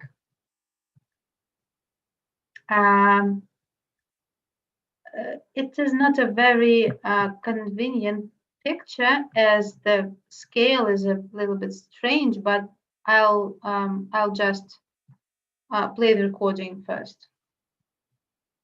bit, wit, fit, quit, bit, wit, fit, quit, Firstly, please look at the left word, and it is bit. I pronounced it with a fully voiced first consonant, and here it is not voiced at all. There is no fundamental frequency during the closure, and then we have simultaneously the burst and the phonation. And the phonation starts at once as we have the burst of this consonant. bit, wit, fit, quit, Here we also have a labial sound, but it is it has a formant structure and regular oscillations. Regular oscillations here in low frequencies, and we have nothing in higher frequencies, so it is a typical was sound. Everything is okay with it. And then we have, I think we have fit and then quit. Fit is a little bit strange here, as we have several bursts, 1, 2, 3, 4, maybe 4 bursts here, and almost no fricative noise that is expected when it is forced sound. So that is strange. bit, wit, fit, quit, bit, wit, fit, quit, So we actually have here not a fricative labiodental, but labiodental plosive. But it is still distinguishable. And the last word is quit. And please look at the fundamental frequency that is absent. We have lots of noise that is structured. We have something that resembles formants here in quit, as it is supposed to be an approximant, but it does not work because of the devoicing. And it is devoiced under the influence of this aspirated k in the beginning. So the aspiration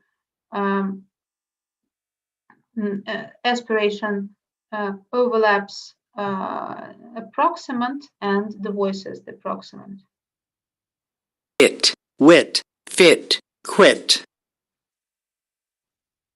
That is not very unpleasant. I'll skip it. Maybe this one is also useful, as we have a distinctive rhotic sound. I think we have distinctive rhotic sound in the second case. Word, world. Word, world. So they're both American. So on the left picture we have like a rhoticized vowel, and to the right we have a rhotic sound that causes this increase of third formant.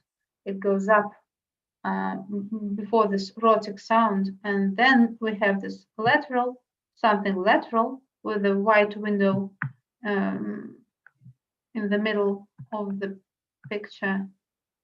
And please look at this at fundamental frequency in the end.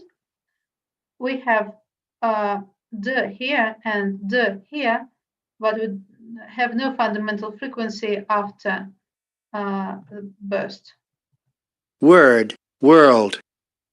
So we hear them as voiced, or we hear them as voiced, but they are not. But they're not. We have some fundamental. We have fundamental frequency here during the closure, but we have no fundamental frequency in the second case. Not neither during the closure, but no after the burst. So they're both not fully voiced, as they don't have fundamental frequency during all the pronunciation. Word, world. So they're both final consonants are partially devoiced. Word, world.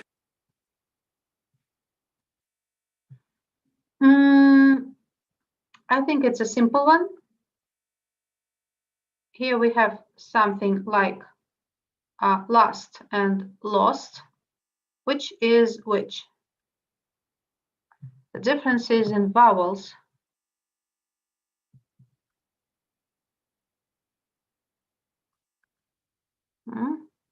Anyone? Natalia, maybe?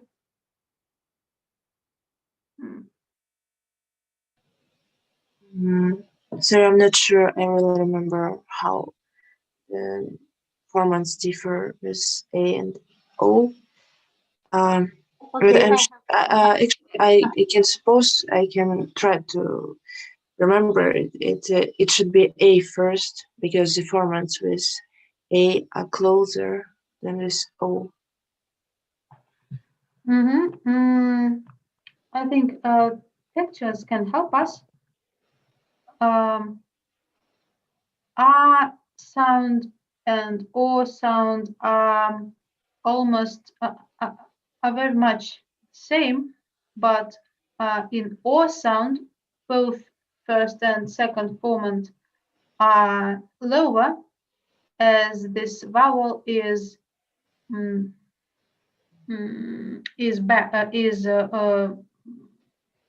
back, and this one is more front, so the second formant is higher, and it is more open, so that the first formant is higher.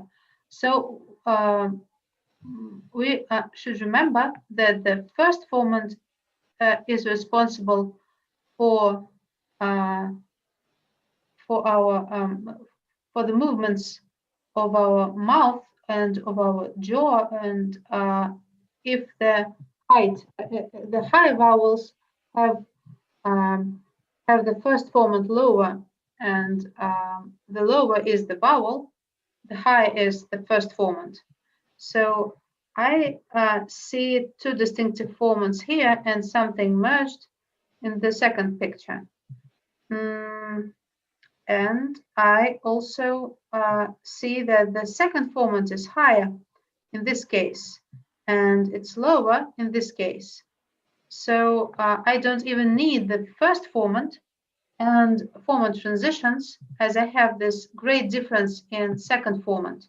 So the second formant is higher in front vowels, and it's lower in back vowels. So which is which?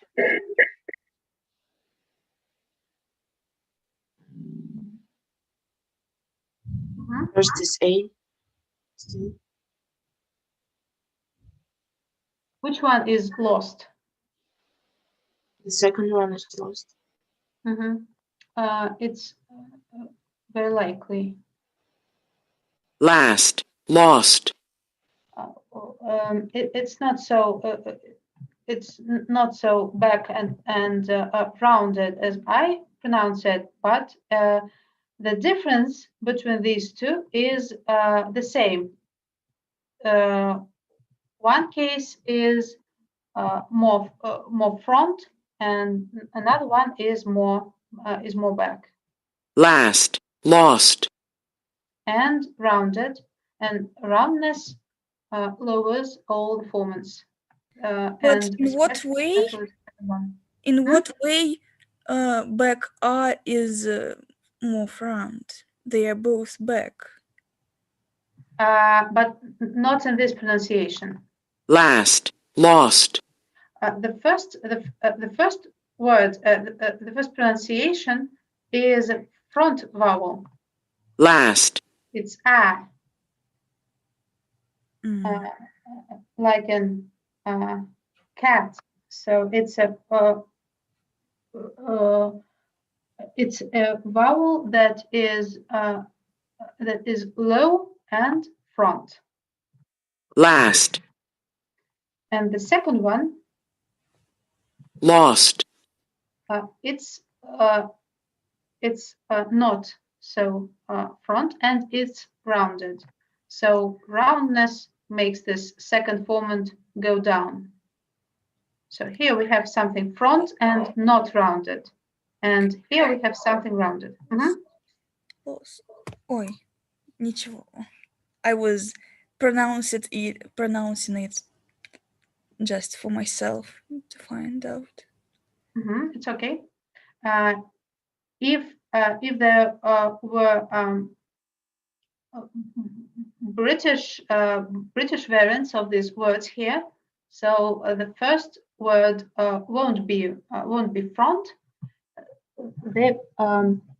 They would be both back vowels, but the degree of roundness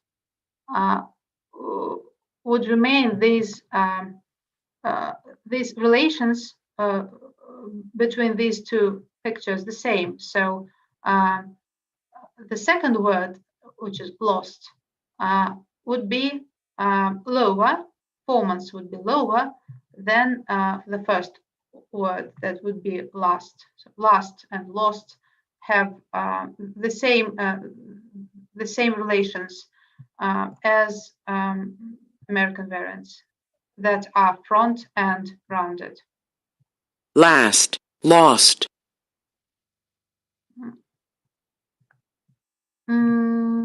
Boring. Maybe this one.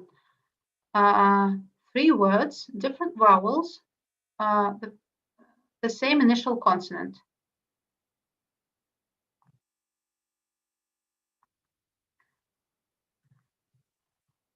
Any ideas?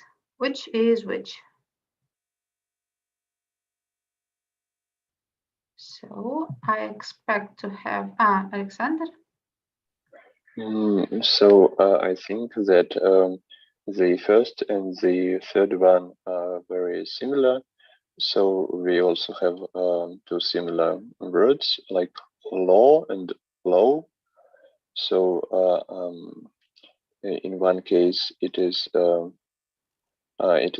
diphthong, yes, O, and maybe this the word with diphthong, it is the first one, low, and the Third one is low, and the one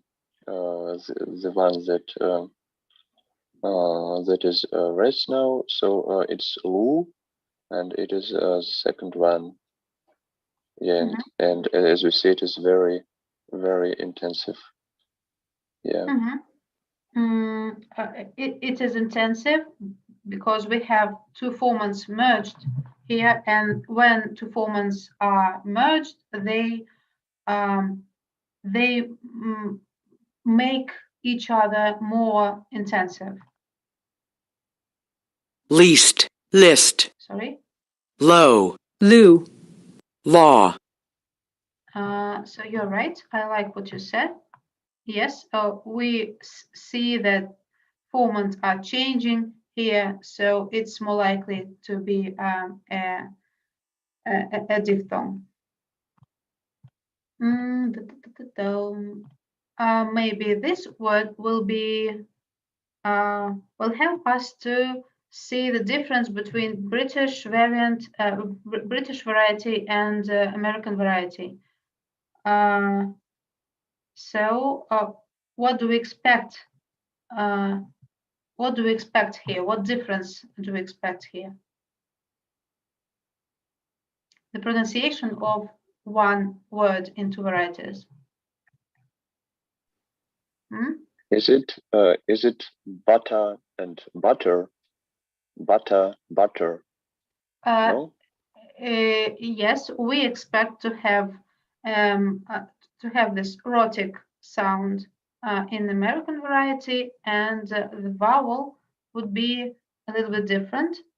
And which is which? And we expect to have simple schwa in British variety as a final vowel. And what about consonants?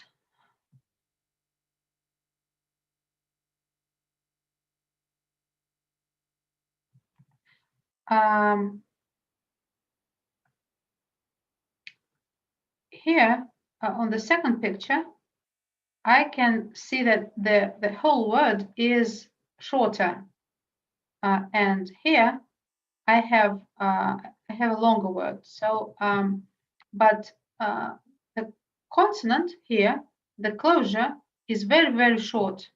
It's just a very, very small part of silence, and then it's vowel again. And here I have an ordinary closure of a plosive consonant. So maybe in the first word the glottal stop is pronounced instead of t. Yes? It could be, but glottal stop is comparable in duration. It is a stop, so all stops are have more or less the same duration. So it's visible. It's a visible white closure. And here we have some very, very small, very short closure that is not totally controlled by your articulators. So glottis is an articulator that you have to control. You close it and then you keep it closed and then you open. So the closure is visible, and it is a long duration is like this, or maybe even longer. What closure is very short? What consonants have a very short closure?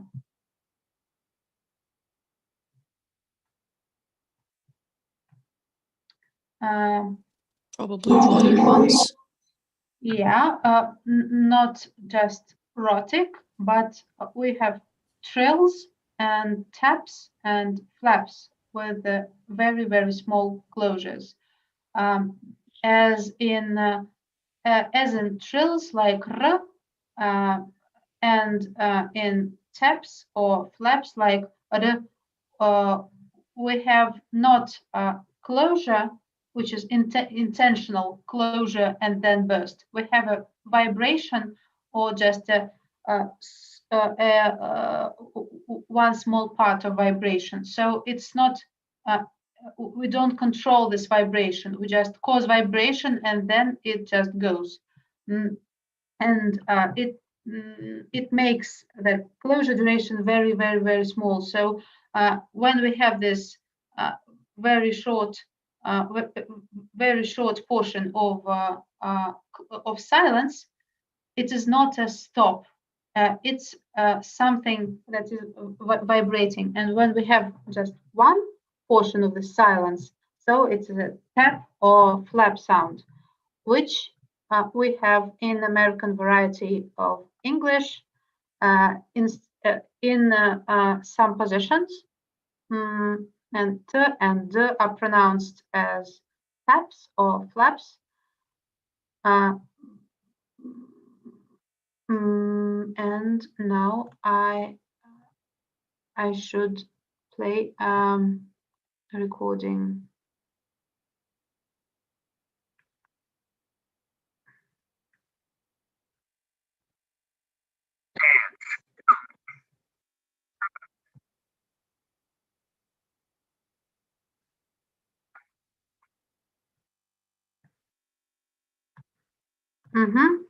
This one. Butter. Butter. Butter. Butter. Butter. Butter. I think we can't feel that the closure duration is longer in the second pronunciation, but we can hear that it's that these two sounds are absolutely different. Butter. Butter. Butter. Butter.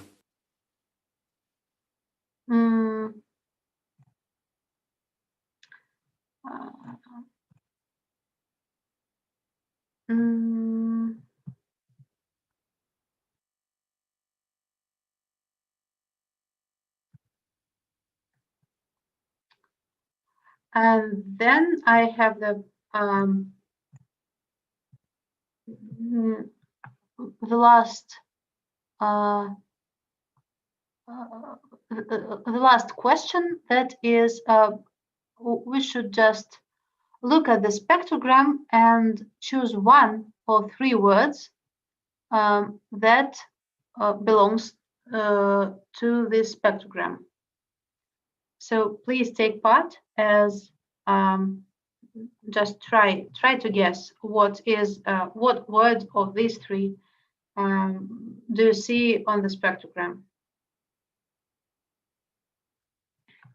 Anyone, please? Sorry, is it just one word? Yes, it's one word. You should choose one out of three. So it is puma or panther or panda, and you should choose one. Which animal is this? Oh, I can try. Please try. It's not the first one.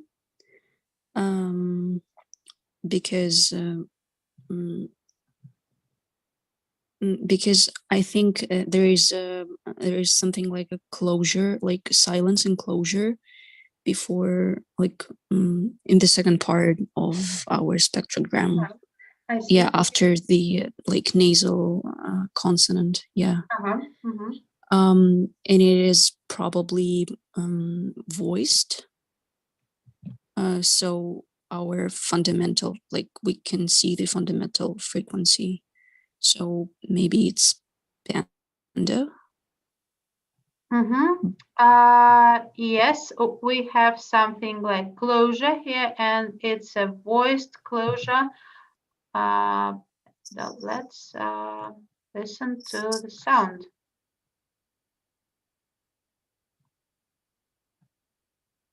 Jack. Cool. Panda.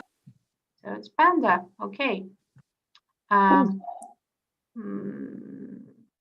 Thank you. And the next one, we've just heard the next one, not intentionally. And we have here choice between joker, ace, or jack. And we've just heard that it was jack, but why? Panda. Panda. Jack, How can we see that this one is Jack?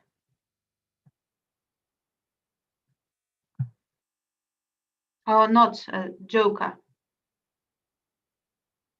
We can see a closure at the end of the segment. So at the very end of the word, you can see that there is an obvious silence and then a burst, which would be k. Yeah, but we have k both in Joker and Jack. Yes, but I mean, like, we have that the burst is word finally and not in the middle of the word, as opposed Okay, to. and we can also compare vowels. In O, we expect to have lower frequencies and a lower second formant, as it is a back and rounded vowel, and in Jack we have higher frequencies in second formant, so it's a front vowel. Jack, Very front vowel. The next one is a fruit. Which one? It's an artifact here. Please don't think that it's something meaningful. It's just a mistake in the recording. So which one? Lemon, orange, or lime? Please, anyone?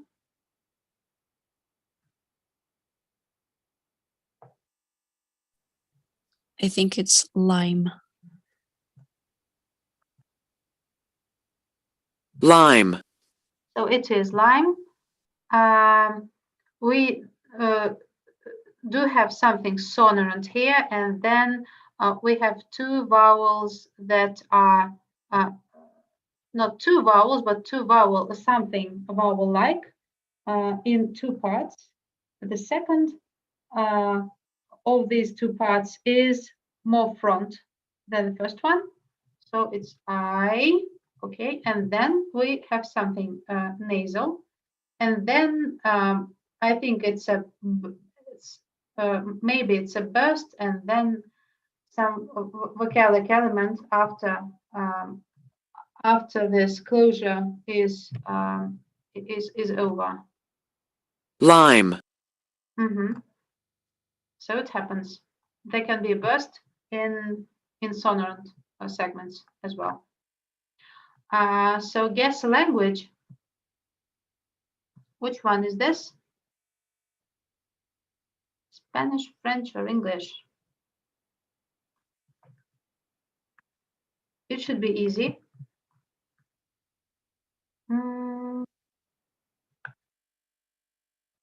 Sonia, maybe.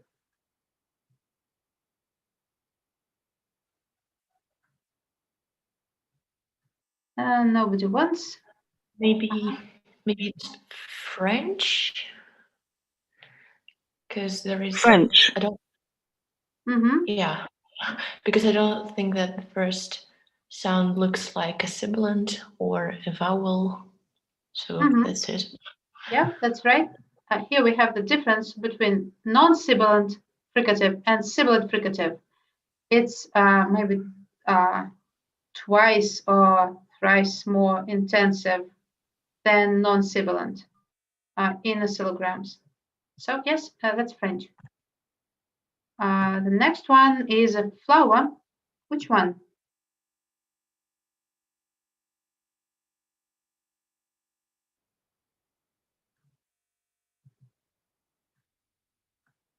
I can't.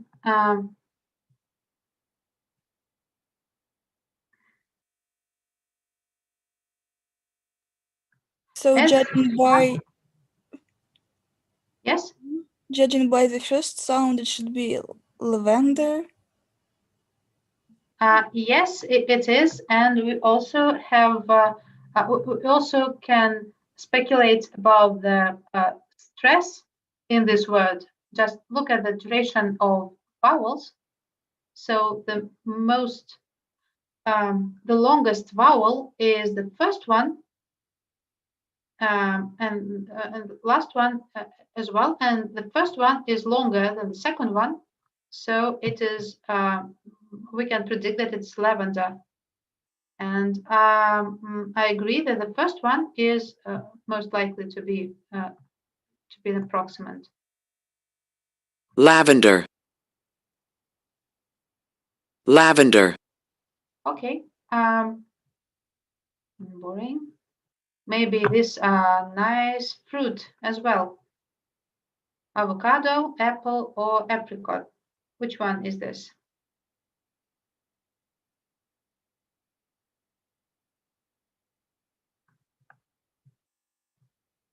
I think it looks scary, as the scale is different.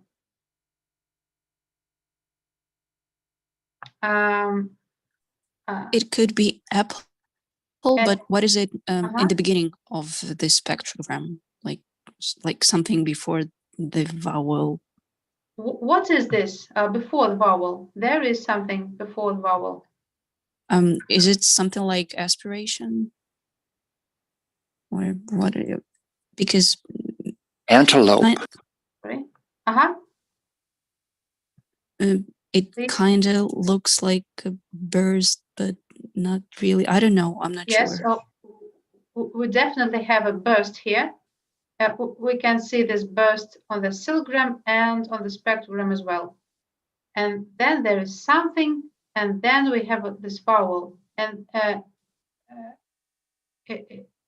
here we have this vowel R or here we have this closure that is voiceless closure, and then burst, and then something, and then something. So it's too short to be avocado or apricot, but strange burst in the beginning. So what can this be?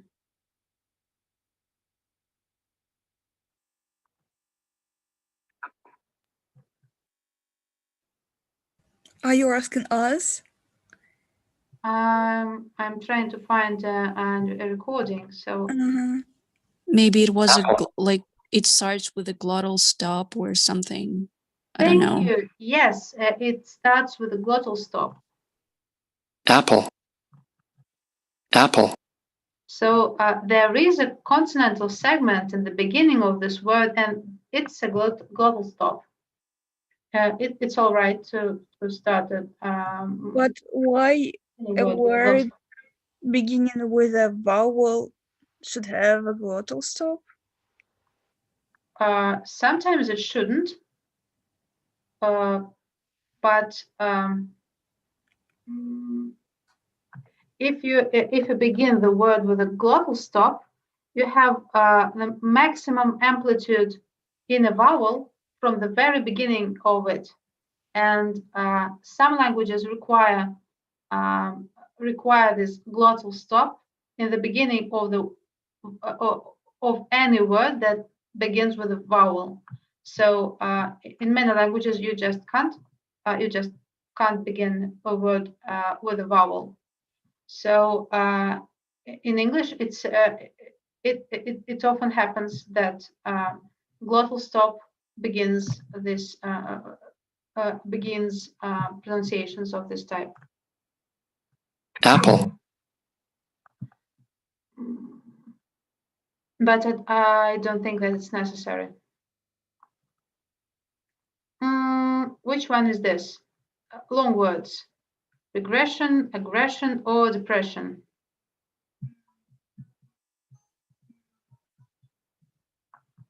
Which one is this? This part is responsible for Ashen, or maybe even for ration. So it's the same in 3 words.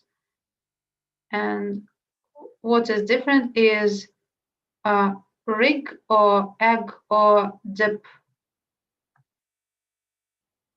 Which one is this? So maybe it is depression, because aggression starts with a vowel, and we see a little burst in the beginning. So it is a consonant, but regression should have this Formant transformation, this raising of R maybe, and we don't see it in the beginning. So it is depression, I would say. So let's check. Aggression. Aggression. Aggression. So maybe it's we again we have a glottal stop here. Maybe it's what causes this little burst, confusing burst. So it's aggression. But what is G and what is R here? Where is it? I can't see the place where G starts and where R starts. The beginning of G sound is where the vowel ends, and we can see that F2 and F1 is not so diagnostical, but F2 ends here, and here we have this closure of G sound, and we see that it is not fully voiced. It's not voiced. We have this like the tail of a vowel. So vowel gives its phonation to closure, but closure ends with a voiceless part. So we have this G closure here. We have several bursts, which is typical for velar consonants. Here are the bursts. And then something periodical starts. And this should be ray, this one. And we have the first formant here that is more or less the same in an approximate and vowel. Then we have the second formant here, which rises. And then we expect to see this the third formant. And here we see that this third formant and everything that is higher go down to the previous consonant. So this third formant, we see it as a distinctive third formant in the end of the vowel, but in the beginning of the vowel, it merges with the second formant. So somewhere here, between this fricative noise and bursts and this distinctive and bright second formant and first formant, somewhere here we have this rhotic sound. So this is R, R, A. Okay, I think it's time to finish our discussion, and I still have lots of words here, and I think that we can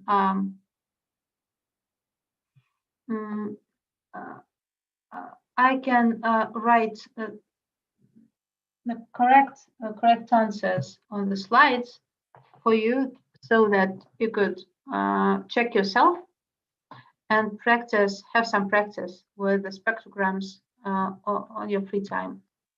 So are there any questions in the last 1 minute? I have a question about periods. I would like to ask whether voiced or voiceless consonants have periods or not. Because I was thinking that when looking at the Z and Z example, I was thinking that voiced consonants should have periods like sonorants or vowels, but it turns out that in the spectrogram of Z we see no periods, but in Z it is like very steady, very clear, and Z is like chaotic and sporadic oscillations. So could we talk about periods of voiced or voiceless consonants at all or not? We can, and 1 second. Please look at this picture. Here we see the oscillogram of a voiced sibilant consonant. So it is Russian Z or Z. Here we have noise, but it is somehow modified by periodic oscillations. So these periodic, we can see these periodic oscillations in the beginning of the sound, and sometimes we can find them in this noise, and in the end of the sound, we can also see these oscillations, periodic oscillations, these patterns. But noise consists of thousands, I don't know, hundreds, thousands, chaotic, high frequency oscillations. So they like mask periods, and it can be very difficult to find them. But sometimes, if you have a proper scale, you can find this this periodic oscillations, and you can see whether it is voiced or voiceless just looking at the oscillogram. But it's not always possible. So there are periods, but they can be not easy to find because of great amount of noise, if there is one. Okay, thank you. Mm-hmm. It seems to me that there was one more question.